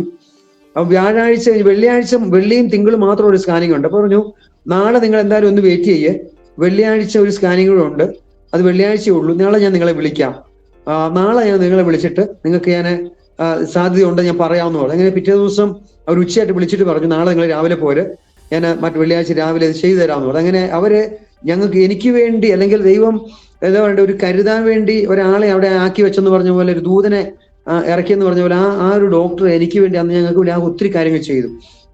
പിറ്റേ മാസം ആദ്യത്തെ പ്രാവശ്യം എനിക്ക് ട്രീറ്റ്മെന്റിന് വേണ്ടി അവര് ഡേറ്റ് തന്നു. ആ ട്രീറ്റ്മെന്റ് എന്ന് പറഞ്ഞാൽ റേഡിയേഷൻ തെറാപ്പിയാണ്, റേഡിയേഷൻ ആണ്. അത് റേഡിയേഷൻ മീൻസ് നമ്മുടെ ആറ്റത്തെ അവർ ഡൈലൂട്ട് ചെയ്ത് IV ഫ്ലൂയിഡ് ചെയ്ത് IV-യിലേക്ക് ഇഞ്ചക്ട് ചെയ്തിട്ട് IV വഴി നമ്മുടെ ശരീരത്തിലേക്ക് കയറ്റുക. അപ്പം അത് കയറി കഴിഞ്ഞ് കഴിഞ്ഞാൽ നമ്മുടെ അടുത്ത് വേറെ ആരും പിന്നെ ഭാര്യയോ മക്കളോ പ്രായമുള്ളവരോ കൊച്ചു കുഞ്ഞുങ്ങളോ ഒന്നും നമ്മുടെ അടുത്ത് വരാൻ പാടില്ല. അത്ര റേഡിയേഷൻ നമ്മുടെ ശരീരത്തിൽ നിന്ന് വെളിയിലേക്ക് വരുന്നത്. ഒറ്റ റൂമിൽ താമസിക്കണം. സെപ്പറേറ്റ് ബാത്റൂം, സെപ്പറേറ്റ് പ്ലേറ്റ്, എല്ലാം സെപ്പറേറ്റഡ് ആയിരിക്കണം. ട്രീറ്റ്മെന്റിന് കയറി ഒരു 10-15 ml മാത്രമാണ് ഈ മരുന്നുള്ളത്. ആ മരുന്ന് ഈ ഇതിലേക്ക് അവർ ഇഞ്ചെക്ട് ചെയ്യും. ഒരു കയ്യിൽ അവർ IV ഇടും, ഒരു കയ്യിൽ വിറ്റാമിൻസും മിനറൽസും കൂടെ ഇടും. അത് രണ്ട് കൈ ഒരുപോലെ രണ്ട് കയ്യിൽ ഇങ്ങനെ കയറിക്കൊണ്ടേയിരിക്കും. അവരത് അതിനെ കയറ്റി അത് കഴിഞ്ഞ് കഴിഞ്ഞാൽ നമ്മൾ ആ റൂമിൽ ഇങ്ങനെ കിടക്കും. ഡോക്ടേഴ്സ് ഈ ജസ്റ്റ് ഈ ഇഞ്ചക്ഷൻ തരാൻ വേണ്ടി മാത്രമാണ് അവരതിനകത്ത് കയറുന്നത്. റേഡിയേഷന്റെ അളവ് വളരെ ഹൈ ആണ്. അതുകൊണ്ട് തന്നെ അവര് പ്രത്യേക ഡ്രസ്സൊക്കെ ഇട്ടിട്ട് അവർ കയറി വരിക. ഈ IV അവർ ഇഞ്ചക്ട് ചെയ്യും. നമ്മളോട് അവര് ഒന്നും സംസാരിക്കാൻ, അതായത് ഓരോ റേഡിയേഷന്റെ അതിന്റെ ഈ മരുന്ന് ഇഞ്ചക്ട് ചെയ്ത് കഴിഞ്ഞാൽ അതിന്റെ റേഡിയേഷൻ അളവ് അവർ ഓരോ സമയം എഴുതിയെടുക്കും. ആ ഒരു വാതുക്കല് റൂമിന്റെ വാതുക്കൽ സ്റ്റാഫ് വന്ന് നിൽക്കും. അവർ വന്നിട്ട് നമുക്കൊരു യെല്ലോ വര ഇട്ടിട്ടുണ്ട് അവിടെ. ആ വരയെ നമ്മൾ നിൽക്കണം. അത് മുകളിൽ മുതൽ താഴെ വരെ ഒരു മെഷീൻ വെച്ച് അളക്കും. നമുക്ക് വെളിയിൽ ഇറങ്ങാൻ അനുവാദമില്ല. നമുക്ക് സെപ്പറേറ്റ് ഡ്രസ്സാണ്. നമ്മുടെ ഡ്രസ്സെല്ലാം ഒരു ഊരി മാറ്റും. അവരുടെ ഡ്രസ്സ് നമുക്ക് തരും, അവരുടെ ചപ്പല് തരും. പിന്നെ അത് കഴിഞ്ഞിട്ട് ഒരു മൊത്തത്തിൽ സെപ്പറേറ്റഡ് ആണ് നമ്മൾ ആ റൂമിൽ, അവിടെ ഹോസ്പിറ്റലിൽ. അത് കഴിഞ്ഞിട്ട് ഈ മരുന്ന് ഉച്ചയോടുകൂടി 2 മണിയോടുകൂടി നമ്മളെ തെറാപ്പി റൂമിൽ കയറ്റിയാൽ രാത്രി ഒരു 2 മണി 3 മണിയോട് കൂടിയാണ് ആ ട്രീറ്റ്മെന്റ് കഴിയുക. അത് കഴിഞ്ഞ് കഴിഞ്ഞാൽ നമ്മൾ വെളിയിൽ അപ്പുറത്തൊരു വേറെ റൂമുണ്ട്, അവിടെ പോയി നമ്മൾ നല്ല ചൂടുവെള്ളത്തിൽ കുളിക്കണം. അത് കഴിഞ്ഞ് കഴിഞ്ഞാൽ ആ റൂമിൽ തന്നെ നമ്മൾ റെസ്റ്റ് ചെയ്യണം. പുറത്തിറങ്ങാനേ നമുക്ക് പറ്റില്ല. വേറെ ആരുമായിട്ട് ഒരു സംസർഗത്തിന് സമ്മതിക്കത്തില്ല. പിറ്റേ ദിവസം പോയിട്ട് ഉച്ചയോടുകൂടി അവർ വീണ്ടും നമ്മളെ സ്കാൻ ചെയ്യും. നമ്മുടെ ശരീരത്തിൽ എത്രത്തോളം മരുന്ന് എഫക്റ്റീവ് ആയിട്ടുണ്ട് അന്ന് ഒരു വൈകുന്നേരത്തോടു കൂടെ. അത് കഴിഞ്ഞ് കഴിഞ്ഞാൽ നമ്മളെ ഡിസ്ചാർജ് ചെയ്യും. ഡിസ്ചാർജ് ചെയ്ത് കഴിഞ്ഞാൽ നേരെ തിരിച്ച് വീട്ടിൽ പോരാ. ഇതിനെ സാധാരണ HCGയിലൊക്കെ ചോദിച്ചപ്പം ഏകദേശം 2 ലക്ഷം രൂപ വരെ ഒരു കോഴ്സ് മെഡിസിൻ മാത്രമുണ്ട് ചാർജ്. ഇവിടെ ബോംബെയിൽ ഈ ടാറ്റ ഹോസ്പിറ്റലിൽ മാക്സിമം അവർ പറഞ്ഞ 25,000 രൂപയാണ്. എനിക്ക് ഏകദേശം ഒരു പ്രാവശ്യം 17,000 രൂപയാണ് ഒരു വർഷം ട്രീറ്റ്മെന്റ് വന്നത്, ആ നില വന്നത്. അങ്ങനെ 3 ട്രീറ്റ്മെന്റാണ് ഞാൻ ചെയ്തത്. ഇത് ചെയ്ത് കഴിഞ്ഞ് തിരിച്ച് നമ്മൾ വീട്ടിൽ വന്നാൽ ഒരു ബോംബെയിൽ നിന്ന് തിരിച്ച് അന്ന് നിലമ്പൂരൊക്കെ എത്തിക്കഴിയുമ്പോഴത്തേക്ക് നമ്മളെ ശരീരത്തിൽ ടയേർഡായി തുടങ്ങും. പിന്നീട് നമ്മളൊരു 105-107 ഡിഗ്രി ഒക്കെ പനിച്ചു കഴിഞ്ഞാൽ നമ്മൾ കിടക്കുന്ന പോലെ നമ്മൾ എവിടെ കിടക്കുന്നത് നമ്മൾ അറിയില്ല. ഗാഠമായ നിദ്രയാണ്, ശരീരം മൊത്തം ടയേർഡാണ്. നമ്മൾ എവിടെ കിടക്കുന്നത് പോലും അറിയാത്ത കഠിന ശോധനയിലൂടെ കടന്നു പോകുന്ന ദിവസം കിടക്കുന്ന ദിവസങ്ങളാണ്. അങ്ങനെ 3 ട്രീറ്റ്മെന്റ് ചെയ്തു. ഞാൻ ഫസ്റ്റ് ട്രീറ്റ്മെന്റ് ചെയ്യപ്പം എന്റെ കൂടെ ഉണ്ടായിരുന്ന ഒരാളുണ്ടായിരുന്നു. പുള്ളി 7ാമത്തെ ട്രീറ്റ്മെന്റുകാരനാ അയാള്. ഞാൻ ഫസ്റ്റ് ട്രീറ്റ്മെന്റ്. 3ാമത്തെ ട്രീറ്റ്മെന്റ് കൊണ്ട് എന്റെ ലിവർ ഫുൾ ക്ലിയർ ആയി. 4ാമത്തെ ട്രീറ്റ്മെന്റ് കൂടി ഞാൻ ചെല്ലുമ്പം ഡോക്ടർ സ്കാനൊക്കെ ചെയ്തിട്ട് നോക്കിയിട്ടുണ്ട്. പറഞ്ഞു ഒരു ലാസ്റ്റ് ഒരു സ്കാനിങ് കൂടെ ഉണ്ട്, അത് അന്ന് വൈകുന്നേരം റിപ്പോർട്ട് വരുന്നത്. പിറ്റേ ദിവസം രാവിലെ കയറിക്കോ ട്രീറ്റ്മെന്റ് ചെയ്യാമെന്ന് പറഞ്ഞിരിക്കുക. അന്നേരം എന്റെ കൂടെ വന്ന ആളോട് പറഞ്ഞു, നിങ്ങൾ രാവിലെ എന്നെ വന്ന് കണ്ടിട്ട് നിങ്ങൾ ട്രീറ്റ്മെന്റിന് കയറിയാൽ മതി എന്ന് പറഞ്ഞു. അപ്പം നോക്കുമ്പോൾ എന്റെ അടിവയറ്റിലുള്ള വളരെ മൈനറായ ഒരു സ്പോട്ട് മാത്രമാണ് എന്റെ അടിവയറ്റിലുള്ളത്. ആ സ്പോട്ട് അതിന് ഡോക്ടർ പറഞ്ഞു, ഇത്രയും ഹൈ ഡോസ് മെഡിസിൻ ഈ ചെറിയൊരു സ്പോട്ടിന് വേണ്ടി ചെയ്യേണ്ടതായിട്ടില്ല, നിങ്ങൾ എന്തായാലും ഒരു 3 മാസം കഴിഞ്ഞ് ഒന്നുകൂടി വാ എന്ന് ആ ഡോക്ടർ പറഞ്ഞു. അങ്ങനെ 3 മാസത്തേക്ക് എന്നെ 3 മാസം, അതായത് 3 ട്രീറ്റ്മെന്റ് കഴിച്ചു. 4ാമത്തെ ട്രീറ്റ്മെന്റിനെ ചെല്ലാൻ വേണ്ടി ചെന്നപ്പം വളരെ മൈനറായ സ്പോട്ടേ ഉള്ളൂ, അതുകൊണ്ട് ഇത്രയും ട്രീറ്റ്മെന്റ് അല്ലെങ്കിൽ ഈ മരുന്ന് ഇപ്പം വേണ്ട എന്ന് പറഞ്ഞു വിട്ടു. ദൈവത്തിന്റെ കരുണ എന്ന് പറഞ്ഞാൽ ആ 3 ട്രീറ്റ്മെന്റ് കൊണ്ട് എന്റെ ലിവർ മൊത്തം ഫ്രീ ആയി. ദൈവം എന്നെ സൗഖ്യമാക്കി സത്യത്തില്. കാരണം അതിനുശേഷം പിന്നീട് ഞാൻ അറിയുന്നത് എന്റെ കൂട്ടത്തിൽ പല സ്ഥലത്തു നിന്നും ആളുകൾ, ഒത്തിരി പേര് കേരളത്തിൽ നിന്നൊക്കെ ആളുകൾ വന്നവരുണ്ട്. പല ആളുകളും 7-8 ട്രീറ്റ്മെന്റ് ചെയ്തിട്ടാണ് അവർക്ക് ഈ അസുഖം മാറിയത്. അതിൽ എനിക്ക് തോന്നുന്നു ഒത്തിരി ആളുകൾ ഈ ലോകത്തോട് യാത്ര പറയപ്പെട്ടിട്ടുണ്ട്. പക്ഷെ ദൈവം എന്നോട് കാണിച്ച കരുണ, ദൈവം എന്നോട് കാണിച്ച കരുണ എന്ന് വെച്ചാൽ ഈ 3 ട്രീറ്റ്മെന്റ് കൊണ്ട് എന്റെ ശരീരത്തെ ദൈവം ഫ്രീ ആക്കി. ദൈവത്തിന്റെ വലിയ വിടുതലിന്റെ കാര്യം ആ ദിവസങ്ങൾ അനുഭവിച്ചു. ഇന്നും ഇപ്പം കോവിഡിന് തൊട്ട് മുമ്പാണ് ഞാൻ ആദ്യം ഒന്ന് പോയത്. 2019 ലാസ്റ്റാണ് ഞാൻ പോയത്. 20 മാർച്ചിലാണ് ഞാൻ പോകുന്നത്. അത് കഴിഞ്ഞിട്ട് പിന്നെ ഈ കഴിഞ്ഞ വർഷം ഞാൻ പോകുന്നത്. ദൈവത്തിന്റെ കരുണ എന്ന് പറഞ്ഞാൽ അതിനുശേഷം 2 വർഷം ഞാൻ പോയില്ലെങ്കിലും കഴിഞ്ഞ വർഷം ചെന്നപ്പോഴും ഡോക്ടർ എന്നോട്, അതുവരെ 6 മാസമായിരുന്നു, വീണ്ടും ഒരു അപ്പോയിന്റ്മെന്റ് എടുത്തു, വീണ്ടും പോയി ചെക്കപ്പ് ചെയ്തു. എന്നോട് പറഞ്ഞു, വളരെ മൈനറായ ചെറിയൊരു സ്പോട്ട് അടിവയറ്റിലുണ്ട്, അത് വലുതാകുന്നുമില്ല ചെറുതാകുന്നുമില്ല, അതങ്ങനെ ഫ്രീസ് ചെയ്ത് അവിടെ വെച്ചിരിക്കുക. കർത്താവ് ഡോക്ടർ പറഞ്ഞേക്കുന്നത് പേടിക്കാനൊന്നുമില്ല, അത് കുഴപ്പമൊന്നും ഉണ്ടാക്കുന്നില്ല. സത്യത്തിൽ ദൈവത്തിന്റെ കരത്തിന്റെ ഒരു സ്പർശനം, ദൈവകരത്തിന്റെ ഒരു വിടുതൽ, അതാണ് ശരിയായ നിലകളിൽ ഞാൻ അനുഭവിച്ചത് ദൈവത്തിന്റെ കരുത്തിന്റെ. അതിനോട് ചേർന്ന് ഞാൻ പറയാം, ഞങ്ങള് ഈ അസുഖം കടന്നുപോയ അല്ലെങ്കിൽ ഇതിലൂടെ കടന്നുപോയ സമയത്ത് ഞങ്ങൾക്ക് ഒരു നല്ലൊരു ചർച്ച ഒന്നുമല്ല. നമ്മൾ സാധാരണ നല്ല സാമ്പത്തിക ശേഷിയുള്ള അല്ലെങ്കിൽ അങ്ങനെയുള്ള ചർച്ചകളൊന്നുമല്ല ഞങ്ങൾ സത്യത്തിൽ ആയിരുന്നത്. വളരെ ഒരു ചെറിയൊരു ഞാൻ പറഞ്ഞ തെളപ്പാറ എന്ന സ്ഥലത്ത് ഒരു സഹോദരി ഒരു 1-2 പേര് മാത്രമുള്ള ചെറിയൊരു കൂട്ടായ്മ, വളരെ ചെറിയൊരു കൂട്ടായ്മ, സെക്ഷനിൽ നിന്ന് കിട്ടുന്ന ചെറിയൊരു സാമ്പത്തിക സഹായം, ഇതൊക്കെയാണ് ഞങ്ങളുടെ ആവശ്യം. പക്ഷേ ദൈവം ഞങ്ങളുടെ എൻ്റെ ട്രീറ്റ്മെന്റിനാകട്ടെ എൻ്റെ കുഞ്ഞുങ്ങളുടെ പഠനത്തിനാകട്ടെ ഒന്നിനും ഒരു കുറവും വരുത്തി. എൻ്റെ കുഞ്ഞിന്റെ മോളുടെ ഞാൻ പറഞ്ഞില്ലേ, ആകെ ഉള്ളായിരുന്ന 70,000 രൂപയും കൊണ്ടാണ് ഞാൻ ആദ്യം ട്രീറ്റ്മെന്റിന് പോകുന്നത് ഹോസ്പിറ്റലിൽ. കൊച്ചിന്റെ പഠനം എന്ത് ചെയ്യുമെന്ന് അറിയത്തില്ല, എങ്ങനെ കാര്യങ്ങൾ നടക്കുമെന്ന് അറിയത്തില്ല. അത് കഴിഞ്ഞിട്ട് സർജറി എല്ലാം കഴിഞ്ഞ് തിരിച്ചു വന്ന് കുറച്ച് ദിവസം കഴിഞ്ഞപ്പം കരുണായി ചർച്ചിലെ ഒരു അച്ചായൻ വിളിച്ചേച്ച് പറഞ്ഞു, നിങ്ങളൊന്ന് ഞങ്ങളുടെ വീട്ടിലോട്ടൊന്ന് വരണമെന്ന് പറഞ്ഞു. അങ്ങനെ ഞാനും മോളും വൈഫും കൂടി ഞങ്ങൾ അവിടെ ചെന്നു. അപ്പച്ചനെ പോയി കാണാൻ വേണ്ടി, സാമച്ചാൻ എന്ന അദ്ദേഹത്തിന്റെ പേര്. അദ്ദേഹത്തിന്റെ വീട്ടിൽ ചെന്നു, സാമച്ചായന്റെ വീട്ടിൽ ചെന്നു. അപ്പം അദ്ദേഹം ഞങ്ങളോട് വർത്താനമൊക്കെ പറഞ്ഞു. അദ്ദേഹത്തിന്റെ മൂത്ത മോള് സുസുമാമയും ബാബുച്ചാൻ അവര് വിദേശത്ത്, അവരുടെ മകൾക്ക് അവർ കേരളത്തിൽ ഒരു എഞ്ചിനീയറിംഗ് കോളേജിൽ അഡ്മിഷൻ എടുത്ത് അത് കഴിഞ്ഞിട്ട് അവർക്ക് അതിനേക്കാൾ കുറച്ചും കൂടി നല്ലൊരു കോളേജിൽ അഡ്മിഷൻ കിട്ടി മോക്ക്. അപ്പൊ ആദ്യം എടുത്ത അഡ്മിഷൻ അവർ വേണ്ടാന്ന് വെച്ചിട്ട് ആ പൈസ അവർ തിരിച്ചു മേടിച്ചു. അപ്പൊ അത് കഴിഞ്ഞപ്പോൾ അവർ തീരുമാനിച്ചു, ഈ പൈസ എന്നാലും ഞങ്ങള് കൊച്ചിന്റെ പഠനത്തിന് വേണ്ടി മാറ്റിയത്, അത്രയും പൈസ ഞങ്ങൾക്ക് ചെലവില്ല, ഇതിനാവശ്യം വന്നില്ല, ഇത് ഏതെങ്കിലും ദൈവദാസന്മാരുടെ മക്കൾക്ക് പഠിപ്പിക്കാൻ വേണ്ടി കൊടുക്കാം എന്ന് അവർ തീരുമാനിച്ചു. അങ്ങനെ ഞങ്ങൾ വലിയൊരു തുകയൊന്നും ഞങ്ങൾ പ്രതീക്ഷിക്കുന്നില്ല, ഞങ്ങൾ എന്തെങ്കിലും ഒരു ചെറിയ സഹായമായിരിക്കാം അല്ലെങ്കിൽ ആ ഒരു ചിന്തയിൽ ഞങ്ങൾ ചെല്ലുന്നത്. ഞങ്ങൾ ചെന്ന് കഴിഞ്ഞപ്പോൾ ഒരു 500-ന്റെ ഒരു കെട്ട് നോട്ട് ഞങ്ങൾ തന്നു. സത്യത്തിൽ ഞങ്ങൾ അതിന് എണ്ണിയില്ല. അത് കഴിഞ്ഞ് ഞങ്ങൾ വീട്ടിൽ വന്ന് എണ്ണിയപ്പം ഞങ്ങളുടെ മോളുടെ ആ ഫസ്റ്റ് ടൈമിലെ എന്താ പറയണ്ടേ, ആദ്യത്തെ ഫീസ് അടയ്ക്കാനുള്ളൊരു തുക, അത്രയും ഒരു 50,000 രൂപ ഒരു കെട്ട് നോട്ട്. ഞാൻ എങ്ങനെ ചെയ്യുമെന്ന് ഞങ്ങൾക്ക് അറിയില്ല. അപ്പൊ ഒരു വർഷത്തെ പഠനം പോകട്ടെ, അത് കഴിഞ്ഞിട്ടാകട്ടെ എന്ന് ഞങ്ങൾ ചിന്തിച്ചുകൊണ്ടിരുന്ന ഒരു സമയമാണ്. ആ സമയത്താ ഈ ഒരു തുക ഞങ്ങൾ ഒരിക്കലും അത് എന്താ പറയണ്ടേ, ഞങ്ങൾ സ്വപ്നത്തിൽ പോലും ചിന്തിക്കാത്തൊരു നന്മയാണ്. ആ പൈസ എടുത്തിട്ടാണ് ഞങ്ങൾ അഡ്മിഷൻ എടുക്കുന്നത്. ദൈവത്തിന്റെ കരുതൽ എന്ന് പറഞ്ഞാൽ ഈ കാലഘട്ടങ്ങളെല്ലാം മോളുടെ പഠനം നടക്കുന്നേ, മോൻ അത് കഴിഞ്ഞ് പഠിക്കാൻ പോകുന്നു. സത്യത്തിൽ ദൈവം, നമ്മൾ സാധാരണ ദൈവദാസന്മാർ പറയാറുണ്ട്, അല്ലെങ്കിൽ ചിലരൊക്കെ കളിയാക്കി പറയാറുണ്ട്, ഈ ദൈവം എന്നെ നൂലെ കെട്ടിയാക്കി തരുവോ എന്നൊക്കെ ചില പദപ്രയോഗങ്ങൾ നമ്മൾ ചിലപ്പോൾ പറയാറുണ്ട്.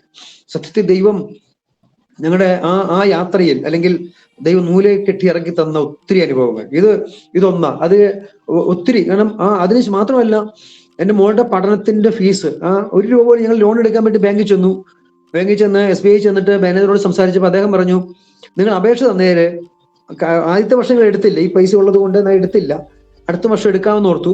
2ാം വർഷം ചെന്നപ്പോൾ മാനേജർ പറഞ്ഞു, നിങ്ങൾ അപേക്ഷ തന്നോ, കിട്ടുമോ ഇല്ലോ എന്നറിയില്ല, കഴിഞ്ഞ വർഷം തന്ന അപേക്ഷ പോലും ഇപ്പൊ കെട്ടിക്കിടക്കുകയാ, ചിലപ്പം കിട്ടിയേക്കുമെന്ന് പറഞ്ഞു. അങ്ങനെ ഞങ്ങളത് വേണ്ട എന്ന് വെച്ച് തിരിച്ചു പോന്നു. പക്ഷെ മോളുടെ പഠനത്തിന് സത്യത്തിൽ ഒരു ഡ്യൂ ആകാതെ, അതായത് ഫീസ് അടയ്ക്കുന്നതിന് എത്ര ദിവസം മുമ്പ് ഫീസ് അടയ്ക്കണോ അത്രയും ദിവസം അതിന് മുമ്പ് അവിടെ ഫീസ് അടയ്ക്കേണ്ട കറക്റ്റ് സമയത്ത് ഒരു ദിവസം പോലും ഡ്യൂ ആകാതെ ആ ഫീസ് എല്ലാം കെട്ടാൻ ദൈവം സഹായിച്ചു. ഒറ്റ ദിവസം പോലും ആ കുഞ്ഞ് ഫീസ് അടയ്ക്കാൻ ബുദ്ധിമുട്ടിയിട്ട് പുറത്ത് വയ്ക്കേണ്ടി വന്നിട്ടില്ല, അല്ലെ പ്രയാസപ്പെടേണ്ടി വന്നിട്ടില്ല. അവരുടെ പഠനകാര്യങ്ങളെല്ലാം ദൈവം ഞങ്ങൾ പോലും പ്രതീക്ഷിച്ചതിനേക്കാൾ ഉപരിയായ നിലയിൽ ദൈവം അവർക്ക് വേണ്ടി കരുതി എന്നത് ഒത്തിരി സന്തോഷം. അതുകൊണ്ട് ഒരു പ്രാവശ്യം ട്രീറ്റ്മെന്റിന് പോകാൻ വേണ്ടി, 2ാമത്തെ തവണയാന്ന് തോന്നുന്നു, ട്രീറ്റ്മെന്റിന് വേണ്ടി പോകാൻ വേണ്ടി ഞങ്ങൾ ഈ പൈസ ഒന്നുമില്ല. അപ്പൊ എല്ലാവരും ചോദിക്കുന്നുണ്ട്, എന്താ നിങ്ങൾ ടിക്കറ്റ് ബുക്ക് ചെയ്യാതെ, ബോംബെക്ക് പോകണ്ടേ, ടിക്കറ്റ് ബുക്ക് ചെയ്യണ്ടേ, ടിക്കറ്റ് കിട്ടുമോ എന്ന് ചോദിക്കുന്നുണ്ട്. അപ്പൊ ഞങ്ങൾ പറഞ്ഞു ബുക്ക് ചെയ്യണം, കാരണം ഏകദേശം ഒരു 20,000-ഓളം രൂപ വേണം, ഒരു ബ്ലഡ് ടെസ്റ്റ് ചെയ്യണം, ഈ കാര്യങ്ങളെല്ലാം ചെയ്തു പോകണമെങ്കിൽ 10-20,000-ഓളം രൂപ വേണം, കയ്യിലൊരു പൈസ പോലും ഇല്ല. ബുക്ക് ചെയ്യാം എന്ന് പറഞ്ഞ് സമയമുണ്ട് എന്ന് പറഞ്ഞ് ഞങ്ങളിങ്ങനെ താമസിപ്പിങ്ങനെ നീക്കുക. ഒരു ദിവസം എനിക്ക് കാരപ്പുറത്തുണ്ടായിരുന്ന ഒരു നാട്ടിലുണ്ടായിരുന്ന ഒരു ജിജി ബ്രദർ ഉണ്ടായിരുന്നു. അത് ഒത്തിരി കാലത്തിന് ശേഷം ഞങ്ങൾ ഒരു ദിവസം വെള്ളിയാഴ്ച പ്രാർത്ഥന കഴിഞ്ഞ് ദൈവസന്നിധി വന്ന് പകരം ഒത്തിരി ദൈവസന്നിധി പ്രാർത്ഥിച്ചു. കർത്താവ് ഞങ്ങൾ പോകാനുള്ള പൈസ ഒന്നുമില്ല, എന്ത് ചെയ്യുമെന്ന് അറിയത്തില്ല. ദൈവസന്നിധി പ്രാർത്ഥിച്ചു. ഉച്ചയായപ്പം പ്രതീക്ഷിക്കാതെ ഒരു ഫോൺ കോൾ അദ്ദേഹം വിളിച്ചിട്ട് പറഞ്ഞു, ഇപ്പൊ എവിടെയുണ്ട്, എന്താ ചെയ്യുന്നത്, എങ്ങനെയാ എന്നൊക്കെ കാര്യങ്ങളൊക്കെ ചോദിച്ചു. ഞാൻ ഇന്ന സ്ഥലത്താ, ഇവിടെ ഇന്നപോലെ ചെയ്യുന്നു എന്നൊക്കെ പറഞ്ഞു. അദ്ദേഹം ഫോൺ വിളിച്ചു വെച്ചു. പിറ്റേ ദിവസം സെക്കൻഡ് സാറ്റർഡേയാ. വൈകുന്നേരം ആയപ്പം പിന്നെയും വിളിച്ചിട്ട് പറഞ്ഞു, പാസ്റ്റർ ഞാൻ ഒരു ചെറിയൊരു പൈസ പാസ്റ്റർക്ക് അയച്ചിട്ടുണ്ട്, പാസ്റ്റർ നാളെ പോയിട്ട് എടുത്തോ എന്ന് പറഞ്ഞു. ഞാൻ പിറ്റേ ദിവസം ഞാൻ ചെല്ലുമ്പം പിന്നെ തിങ്കളാഴ്ച അന്ന് പറ്റിയില്ല, പിറ്റേ ദിവസം അവധി ആയതുകൊണ്ട് തിങ്കളാഴ്ച ഞാൻ ചെല്ലുമ്പം എനിക്ക് പോകേണ്ട എനിക്ക് ബോംബെ പോയി തിരിച്ചു വരാൻ 20,000 രൂപ വേണം. 20,000 രൂപ അദ്ദേഹം കൃത്യമായിട്ട് അയച്ചു. ഒരിക്കൽ പോലും അതായത് എനിക്ക് തോന്നുന്നു ഒരു 7-8 വർഷത്തിന് ശേഷം ആ ദേവദാസൻ വിളിക്കുന്നത്, ആ സഹോദരൻ വിളിക്കുന്നത്. ഒരിക്കൽ പോലും പ്രതീക്ഷിച്ചതല്ല, അങ്ങനെ ഒരു നന്മ ഒരുക്കപ്പെടുമെന്ന് ഒരിക്കൽ പോലും ചിന്തിച്ചതല്ല. അങ്ങനെ ഒത്തിരി പേരുന്ന് ഒരിക്കൽ പോലും പ്രതീക്ഷിക്കാത്ത ഒത്തിരി വഴികളെ ദൈവം ഞങ്ങളുടെ ജീവിതത്തിൽ തുറന്നു. ഒരു എവിടെയും കർത്താവ് എന്താ പറയണ്ടേ, മനുഷ്യന് മുമ്പിൽ കൈ നീട്ടാൻ, അല്ലെങ്കിൽ ദൈവത്തിന്റെ കരുതൽ അനുഭവിപ്പാൻ, കാക്കയെ കൊണ്ട് ഏലിയാവിനെ പോറ്റി എന്ന് പറയുന്നത് പോലെ ജീവിതത്തിന്റെ യാത്രകളിൽ ദൈവത്തിന്റെ മുഖം അന്വേഷിച്ച് യഹോവഭക്തന് ദൃഢധൈര്യം കൊണ്ട് അവന്റെ മക്കൾക്ക് ശരണം ഉണ്ടാകുമെന്ന ആ തിരുവെഴുത്ത് പോലെ ദൈവം ഒരു വിശേഷ ധൈര്യം തന്നു. ഈ യാത്രയിലൊക്കെ ഒത്തിരി ആളുകളെ പരിചയപ്പെട്ട പലരും പറയുന്നൊരു കാര്യം, നിങ്ങളെ കണ്ടാൽ നിങ്ങളൊരു ക്യാൻസർ പേഷ്യന്റ് ആണെന്ന് ആരും പറയില്ല. നിങ്ങളുടെ മുഖത്തെ ആ ചിരി കണ്ടു കഴിഞ്ഞാൽ നിങ്ങൾ ഇങ്ങനെ രോഗിയാണെന്ന് നിങ്ങൾ പറഞ്ഞല്ലാതെ ആർക്കും അറിയാൻ കഴിയില്ല എന്നാ അവർ പറയാറ്. അപ്പം ദൈവം എന്നോട് കാണിച്ച ഒരു കരുണ, ഞാൻ ബോംബെയിലൊക്കെ ചെല്ലുമ്പം ടാറ്റ ഹോസ്പിറ്റലിൽ ചെല്ലുമ്പം ഒത്തിരി രോഗങ്ങൾ ബാധിച്ചിട്ട് രൂപങ്ങൾ നഷ്ടപ്പെട്ടു പോയ ഒത്തിരി ആളുകളെ കാണുമ്പം സത്യത്തിൽ കർത്താവെ നീ എത്ര എന്നെ സ്നേഹിച്ചു, എന്നോട് കാണിച്ച കരുണ എത്ര വലുതാന്ന് ഞാൻ ഓർക്കാറുണ്ട്. കർത്താവിന് വേണ്ടി നിൽക്കാൻ, കർത്താവിന് വേണ്ടി ഓടാൻ, എൻ്റെ രൂപത്തിന്, എൻ്റെ ഒരു ശരീരത്തിന്റെ ഏറ്റവും മാരകമായ അസുഖമാണെങ്കിൽ പോലും അതിന് രൂപത്തിനൊരു മാറ്റം വരുത്താതെ ദൈവം എന്നെ കാത്തത് ദൈവത്തിന്റെ സ്നേഹമാണ്. ഞങ്ങളുടെ ട്രീറ്റ്മെന്റിന് ആവശ്യമുള്ള നന്മ, കുഞ്ഞുങ്ങളുടെ പഠനത്തിനുള്ള നന്മ, ഞങ്ങളുടെ ഉപജീവന മാർഗങ്ങൾ, 1 രൂപ പോലും ഇത്രയും ട്രീറ്റ്മെന്റ് ചെയ്തിട്ടും ഈ കാര്യങ്ങളെല്ലാം നടന്നിട്ടും 1 രൂപ പോലും കടമില്ലാതെ ഞങ്ങൾ നടത്തി എന്നതാ ദൈവത്തിന്റെ മഹാകരുണ, അല്ലെങ്കിൽ ദൈവത്തിന്റെ കരുതൽ. ഇന്നും ദൈവത്തിന്റെ മഹാകരുണയുടെ കരുതല. കഴിഞ്ഞ വർഷം വീണ്ടും ഞാൻ ചെക്കപ്പിന് പോയി. ഈ അടുത്ത മാസം ഒക്ടോബർ മാസം 6-7 തീയതികളിലാണ് വീണ്ടും എനിക്ക് സ്കാനിങ്ങിന് എനിക്ക് ഡേറ്റ് തന്നിട്ടുണ്ട്. ഒരു 1 ഇയർ ചെക്കപ്പിന് തന്നിട്ടുണ്ട്. അടുത്ത മാസം ഒക്ടോബർ മാസം 6-7 തീയതികളിൽ വീണ്ടും ചെക്കപ്പിന് വേണ്ടി പോകണം, ബോംബെയിൽ ചെക്കപ്പിന് വേണ്ടി പോകണം. പക്ഷെ ഇപ്പോഴും ആരോഗ്യത്തോടെ ഡ്രൈവ് ചെയ്യാൻ, ജോലി ചെയ്യാൻ, പ്രസംഗിക്കാൻ ഒക്കെ ദൈവം ഇപ്പോഴും സഹായിച്ചുകൊണ്ടിരിക്കുന്നു. ഒത്തിരി സ്ഥലങ്ങളിൽ ഞങ്ങള് വയനാട്ടിലാണ് ഇപ്പോൾ ഉള്ളത്. ഞാൻ നേരത്തെ പറഞ്ഞ പോലെ പല സ്ഥലങ്ങളിൽ പരസ്യങ്ങൾ നടത്താൻ ദൈവം സഹായിക്കുന്നുണ്ട്. ഒത്തിരി സ്ഥലങ്ങളിൽ പരസ്യവും പ്രസംഗിക്കാൻ സഹായിക്കുന്നുണ്ട്. ഒത്തിരി പേർക്ക് പ്രാർത്ഥിക്കാൻ ദൈവം സഹായിക്കുന്നുണ്ട്. ഒത്തിരി പേര് ധൈര്യപ്പെടുത്താൻ ദൈവം സഹായിക്കുന്നുണ്ട്. ഒന്ന്, കർത്താവ് നമ്മെ വിടിവിപ്പാൻ ഇന്ന് ശക്തൻ. നമ്മുടെ ജീവിതയാത്രകളിൽ നമ്മൾ പലപ്പോഴും തോന്നിയേക്കാം ഒറ്റപ്പെട്ടു എന്ന് തോന്നിയേക്കാം, അല്ലെങ്കിൽ ഈ രോഗത്തോടു കൂടെ നമ്മുടെ ജീവിതം തീർന്നു എന്ന് തോന്നിയേക്കാം, നമ്മെ സഹായിക്കാൻ ആരുമില്ല എന്ന് തോന്നിയേക്കാം. പക്ഷെ ഒരു കാര്യം ഉറപ്പാ, ദൈവത്തിന്റെ സന്നിധിയിലേക്ക്, ദൈവത്തിന്റെ മുഖത്തേക്ക് നമ്മൾ നോക്കിയാൽ, ദൈവസന്നിധി ധൈര്യപ്പെട്ടാൽ ദൈവം ഒരിക്കലും നമ്മളെ കൈവിടത്തില്ല. അവിടെ നമ്മളെ നിശ്ചയമായും വഴി നടത്തും. അതെന്റെ ജീവിത അനുഭവമാണ്. ഇന്ന് വരെയും ഞങ്ങളുടെ ചെറുതും വലുതുമായ ഏതൊരു ആവശ്യത്തിന്റെയും മുഖത്ത് കർത്താവ് ഞങ്ങൾക്ക് വേണ്ടി ഇറങ്ങി വന്ന് അത്ഭുതകരമായ ദൈവീക കരുതലുകൾ ദൈവം ഇതുവരെ നടത്തി. ഞങ്ങളെ കുഞ്ഞിന്റെ വിവാഹത്തിനും ഞങ്ങൾക്ക് അതിൽ ഒന്നുമില്ലാത്ത ഒരു സമയത്താ വിവാഹത്തിന്റെ ആലോചനകളൊക്കെ വരുന്നത്. 1 രൂപ പോലും ഞങ്ങളൊക്കെ വേണ്ടി അവിടെ വിവാഹത്തിന് വേണ്ടി കരുതി വെച്ചിട്ടില്ല. അവൾക്ക് ഫിസിയോതെറാപ്പി പഠനം കഴിഞ്ഞു, അവൾക്കൊരു ജോലി കിട്ടി. ചെറിയൊരു ജോലി, എന്നാൽ അവിടെ പൈസ മാറ്റി വെച്ചിട്ട് അവിടെ വിവാഹത്തിന്റെ കാര്യങ്ങൾക്ക് വേണ്ടി ക്രമീകരണം ചെയ്യാം എന്ന് ഞങ്ങൾ ചിന്തിച്ചുകൊണ്ടിരുന്നു. പക്ഷേ അവള് പഠനം കഴിഞ്ഞ് വന്ന സമയത്താ ഈ കാര്യം മോളുടെ ആലോചന വരുന്നത്. ഞങ്ങളിപ്പോ ഇരിക്കുന്ന ചർച്ചിലെ തന്നെ ഒരു മോനാ ആലോചന വന്നത്. മോനാണ് ഞങ്ങളുടെ മോളുടെ ഭർത്താവ്. മോളുടെ പഠനം കഴിഞ്ഞ് വന്നതിന് പിറ്റേ ദിവസം വ്യാഴാഴ്ച മോള് പഠനം കഴിഞ്ഞ് ഇവിടെ വരുന്നത്. വെള്ളിയാഴ്ച പ്രാർത്ഥനയ്ക്ക് വന്നപ്പോൾ അച്ഛൻ അവിടുത്തെ മോളുടെ പപ്പ കണ്ടു. അത് കഴിഞ്ഞ് ഞായറാഴ്ച കഴിഞ്ഞ് തിങ്കളാഴ്ച ചൊവ്വാഴ്ച വന്ന് ഇങ്ങോട്ട് ചോദിച്ചു. ഞങ്ങൾ പറഞ്ഞു, വെച്ചാൽ ഇന്നപോലെ കാര്യം ചർച്ചിലായതുകൊണ്ട് ഞങ്ങൾക്ക് ഒരു വിഷമമുണ്ട്, അല്ലാതെ മറ്റു കാര്യങ്ങൾ തടസ്സങ്ങളൊന്നും ഇല്ല. പക്ഷെ ഈ ചർച്ചിലാണ്, അതുകൊണ്ട് ഞങ്ങൾക്ക് താല്പര്യമില്ല എന്ന് ഞങ്ങൾ ഇങ്ങനെ പറഞ്ഞു. കാരണം ആ ചർച്ചിൽ തന്നെ ഒരു പയ്യനാണല്ലോ എന്നൊരു കാരണത്താൽ, മോനായതുകൊണ്ട്. അങ്ങനെ ഞങ്ങളത് വേണ്ട എന്ന് വെച്ചു. പക്ഷെ ചില മാസങ്ങൾക്ക് ശേഷം വീണ്ടും ആ ആലോചന തിരിഞ്ഞു മറിഞ്ഞ് പിന്നെയും വന്നു. പിന്നെ പിറ്റേ ഏപ്രിലാണ് നടക്കുന്നത്. പെട്ടെന്ന് ഒരു തീരുമാനം എടുത്തു. വൈഫിന്റെ ആംഗ്ലയൊക്കെ വരുന്നുണ്ട്. അവർ പറഞ്ഞു, പെട്ടെന്നൊരു കല്യാണം നടത്തുകയാണെങ്കിൽ ഞങ്ങൾ കാണുകയുള്ളൂ, അല്ലെങ്കിൽ അടുത്ത വർഷം പിന്നെ ഞങ്ങൾക്ക് വരാൻ പറ്റുമെന്ന് അറിയില്ല എന്ന് പറഞ്ഞു. അങ്ങനെ പെട്ടെന്ന് ഞങ്ങള് എല്ലാവരും കൂടി വീണ്ടും അതേ ആലോചന പൊങ്ങി വന്നു, വീണ്ടും വന്നു. അങ്ങനെ ഞങ്ങൾ പ്രാർത്ഥിച്ച് ആ ആലോചനയിലേക്ക് പോയി. 1 രൂപ പോലും ഞങ്ങളുടെ കയ്യിലില്ല. ആ സമയത്ത് എന്ത് ചെയ്യുമെന്ന് അറിയത്തില്ല. പക്ഷേ ഒത്തിരി ദൈവദാസന്മാരും ഒത്തിരി ദൈവമക്കളുടെയും സഹായം, കൂട്ടായ്മ, ഞങ്ങൾ പോലും പ്രതീക്ഷിച്ചതിനേക്കാൾ അനുഗ്രഹമായ നിലയിൽ ദൈവം ആ കാര്യങ്ങൾ ചെയ്തു. മോനെ സൈക്കോളജിസ്റ്റ് പഠനം പഞ്ചാബിലാണ് ചെയ്തത്. ആ പഠനം കഴിഞ്ഞ് ഇപ്പൊ തിരിച്ചു വന്നു, ഞങ്ങളുടെ കൂടെ ഉണ്ട്. അതിനിപ്പോ ഒരു ബാംഗ്ലൂർ ബേസ്ഡ് കമ്പനിയിൽ ജോലി ചെയ്തുകൊണ്ടിരിക്കുന്നു. ദൈവത്തിന്റെ അവന്റെ പഠനത്തിനും ആവശ്യമുള്ള നന്മകളൊക്കെ ദൈവം ഒരുക്കി. എല്ലാ നിലകളിലും ഇതുവരെയും ഇന്ന് നിങ്ങളുടെ ഈ സന്ദേശം അല്ലെങ്കിൽ എന്റെ സാക്ഷി പറയുന്ന ഈ സമയം വരെ ദൈവത്തിന്റെ കരുതലുകൾ ഒത്തിരി അനുഭവിപ്പാൻ, ഒത്തിരി ദൈവിക പരിപാലനം അനുഭവിപ്പാൻ ദൈവം സഹായിച്ചു. പ്രിയ ശ്രോതാക്കളെ, എന്നെ കേൾക്കുന്ന പ്രിയപ്പെട്ടവരെ, ജോയ്സ് ടിവിയിലൂടെ എന്റെ സാക്ഷ്യം കേട്ട പ്രിയപ്പെട്ടവരെ, ഞാൻ പറയാം, ഒരുപക്ഷെ നിങ്ങളുടെ ജീവിതത്തിൽ മാരകമായ രോഗത്തിനൊരു കടന്നു പോകുന്ന വ്യക്തിയായിരിക്കാം, അല്ലെങ്കിൽ വലിയ സാമ്പത്തിക ബുദ്ധിമുട്ട് കടന്നു പോകുന്ന വ്യക്തിയായിരിക്കാം, അല്ലെങ്കിൽ വലിയ മാനസിക സംഘർഷത്തോടെ കടന്നു പോകുന്ന വ്യക്തിയായിരിക്കാം. ഇനി മുമ്പോട്ട് എന്ത് ചെയ്യും, അടുത്ത ചുവട് എവിടെ വെക്കുമെന്ന് അറിയാതെ ഭാരപ്പെടുന്ന ഒരാളായിരിക്കാം. ആരുമാകട്ടെ, ഞാൻ ധൈര്യത്തോടെ പറയാം, അവങ്കിലേക്ക് നോക്കിയ പ്രകാശിതരായി അവരുടെ മുഖമോ ലജ്ജിച്ചു പോയത്. ഈ എളിയവ നിലവിളിച്ചു, യഹോവ കേട്ടു, സകല കഷ്ടത്തിൽ നിന്ന് വിടുവിച്ചെന്ന് തിരുവചനം നമ്മെ പറയും. ദൈവത്തിന്റെ മുഖത്തേക്ക് നോക്കിയ ഒരിക്കലും അവർ നമ്മെ കൈവിടത്തില്ല, നമ്മെ ഉപേക്ഷിക്കത്തില്ല.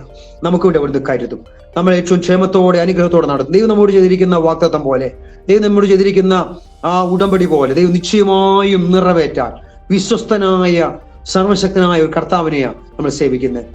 അതുകൊണ്ട് തന്നെ ധൈര്യപ്പെടുക, കർത്താവിനെ ആശ്രയിക്കുക. ഞാനിപ്പം ആയിരിക്കുന്നത് വയനാട് ജില്ലയിൽ കണിയാമ്പറ്റ എന്ന് പറഞ്ഞ സ്ഥലത്ത് ഒരു സഭയിലാണ്. ചെറിയൊരു കൂട്ടായ്മയാണ്. വിശേഷിച്ച് നിങ്ങളുടെ എൻ്റെ ഈ ശ്രോതാക്കളോട്, പ്രിയപ്പെട്ടവരോട് പറയുന്നത്, ഈ ദൈവസഭയ്ക്ക് വേണ്ടി പ്രാർത്ഥിക്കുക. ഈ സഭയുടെ ഒരു വിശാലത ഈ ദിവസങ്ങളിൽ ആഗ്രഹിച്ചുകൊണ്ടിരിക്കുന്നു. വയനാട് ജില്ലയ്ക്ക് വേണ്ടി നിങ്ങൾ പ്രാർത്ഥിക്കുക.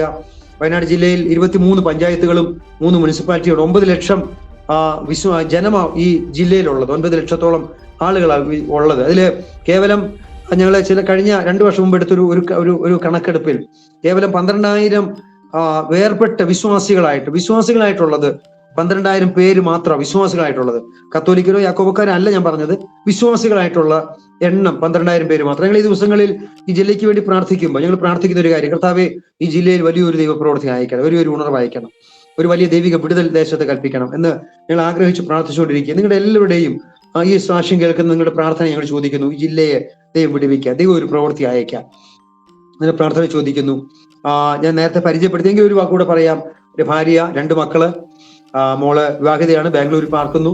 മോന് ഞങ്ങളുടെ കൂടെ ഉണ്ട്. വൈഫിന് 2 സഹോദരങ്ങളാണ്. വൈഫിന്റെ മൂത്ത സഹോദരൻ ജോലിയോട് അവർ ഫാമിലിയായിട്ട് പുറത്താണ്. ഇളയാള് കർത്തൃവേലയായിരിക്കുന്നു. വൈഫിന്റെ അനിയത്തിയും കുടുംബവും ഒരു പാലക്കാട് ജില്ലയിലെ സുശേഷ വേലയിലാണ്, ഒരു പാസ്റ്ററാണ്. ഞാനും എൻ്റെ സഹോദരിയാണ് ഉള്ളത്. സഹോദരി ഇപ്പോഴും ഓർത്തഡോക്സ് വിശ്വാസത്തിലാണ്. അവർക്ക് 2 മക്കളാണ് ഉള്ളത്. അവരുടെ വിശ്വാസത്തിൽ അവരും ദൈവകൃപയിലേക്ക് വരേണ്ടതിന് വേണ്ടി ഞങ്ങൾ പ്രാർത്ഥിച്ചുകൊണ്ടിരിക്കുന്നു. ഇത്രത്തോളം സമയം അനുവദിച്ച പ്രിയ ദൈവദാസനോട്, ജോസ് ടിവിയോട് നന്ദി പറയുന്നു. ഞങ്ങളെ ഓർത്ത് പ്രാർത്ഥിക്കുക. ദൈവം ധാരാളമായി അനുഗ്രഹിക്കട്ടെ. എല്ലാ സമയം തന്നതിന് ഒത്തിരി ഹൃദയമായ നന്ദിയെ അറിയിച്ചുകൊണ്ട് എൻ്റെ വാക്കുകളെ ചുരുക്കുന്നു. ദൈവം ധാരാളമായി പ്രവർത്തനത്തെ മാനിക്കട്ടെ എന്ന് ആശംസിക്കുന്നു, പ്രാർത്ഥിക്കുന്നു.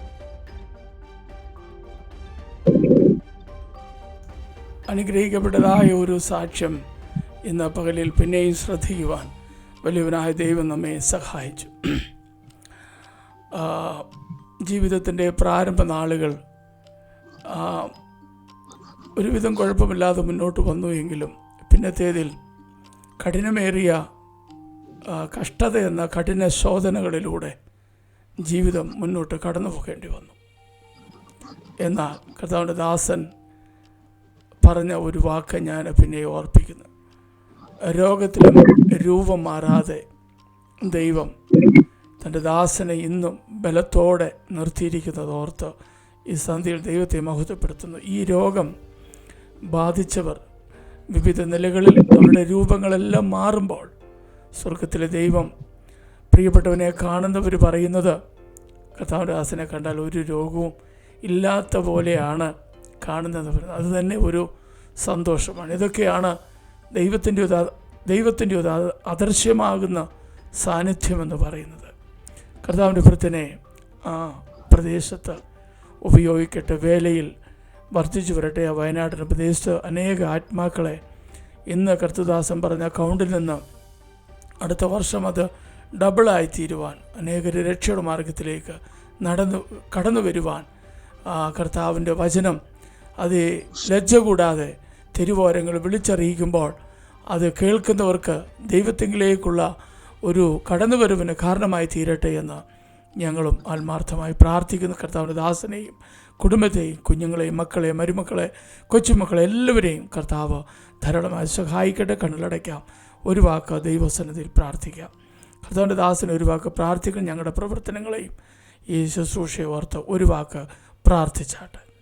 ഞങ്ങളുടെ സ്വർഗസ്വനായ ഞങ്ങളുടെ നല്ല പിതാവേ, ഞങ്ങളുടെ പുത്രൻ ഞങ്ങളുടെ രക്ഷകനുമായ യേശുവിൻ നാമത്തിൽ പ്രിയ ജോസ് ടിവിക്കായി ഞങ്ങൾ പ്രാർത്ഥിക്കുന്നു. കർത്താവിന്റെ ദാസൻ തോമസ് വർഷക്കായി ഞങ്ങൾ പ്രാർത്ഥിക്കുന്നു. എന്റെ കുടുംബത്തിനായി മക്കൾക്കായി ഞങ്ങൾ സ്തോത്രം ചെയ്യുന്നു. അവർ ചെയ്യുന്ന ഈ പ്രവർത്തനത്തെ സ്വർഗീയ പിതാവേ അങ്ങ് ആശീർവദിക്കണമേ.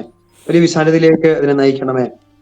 ഈ കർത്താവേ, ഈ യൂട്യൂബ് ചാനലിലൂടെ ജോസ് ടിവിയിലൂടെ കേൾക്കുന്ന സാക്ഷ്യങ്ങൾ അനേകർക്ക് ആശ്വാസവും സമാധാനത്തിനും തണുപ്പിനും വിടുതലിനും കാരണമായി തീരേണ്ടതിനും കൂടെ പ്രാർത്ഥിക്കുന്നു. ചിലരും കൂടെ കർത്താവിന്റെ സ്നേഹത്തിലേക്ക് ഈ സാക്ഷ്യങ്ങൾ വഴിയായി ദൈവകൃപയിലേക്ക് നയിക്കപ്പെടുവാൻ സ്വർഗമിടയാക്കണമേ എന്ന് പ്രാർത്ഥിക്കുന്ന ദാസനെയും ദാസിയെയും തലമുറകളെയും സ്വർഗീയ പിതാവെ അങ്ങയുടെ നാമം ചൊല്ലി അനുഗ്രഹിച്ചു പ്രാർത്ഥിക്കുന്ന എല്ലാ നന്മകളും എല്ലാവിധ അനുഗ്രഹങ്ങളും ദൈവം പകരണം. ദൈവരാജ്യം അവരുടെ ശക്തിയോട് ഉയർന്നിരിപ്പാൻ, ദൈവനാമത്തിന്റെ മഹത്വം വെളിപ്പെടുവാൻ ദൈവം സഹായിക്കണമേ. അങ്ങ് ചെയ്തുകൊണ്ട് സ്തോത്രം. കർത്താവ് അനുഗ്രഹിച്ചുകൊണ്ട് സ്തോത്രം. പ്രവർത്തനങ്ങൾ ദൈവം വിശാലതയിലേക്ക് നയിക്കുന്നതുകൊണ്ട് നന്ദി. യേശു ക്രിസ്തുവിന്റെ നാമത്തിൽ പ്രാർത്ഥിക്കുന്നു കേൾക്കണമേ സ്വർഗസ്ഥനായ പിതാവേ. ആമേൻ. ഓക്കെ. കർത്താവിന്റെ ദാസനെ ഇത്രത്തോളം സമയം ഞങ്ങൾക്ക് നൽകി തന്നതിന് ക്രിസ്തുവേശുവിലുള്ള നന്ദി പറയുന്നു. കർത്താവ് ധാരാളം അനുഗ്രഹിക്കട്ടെ.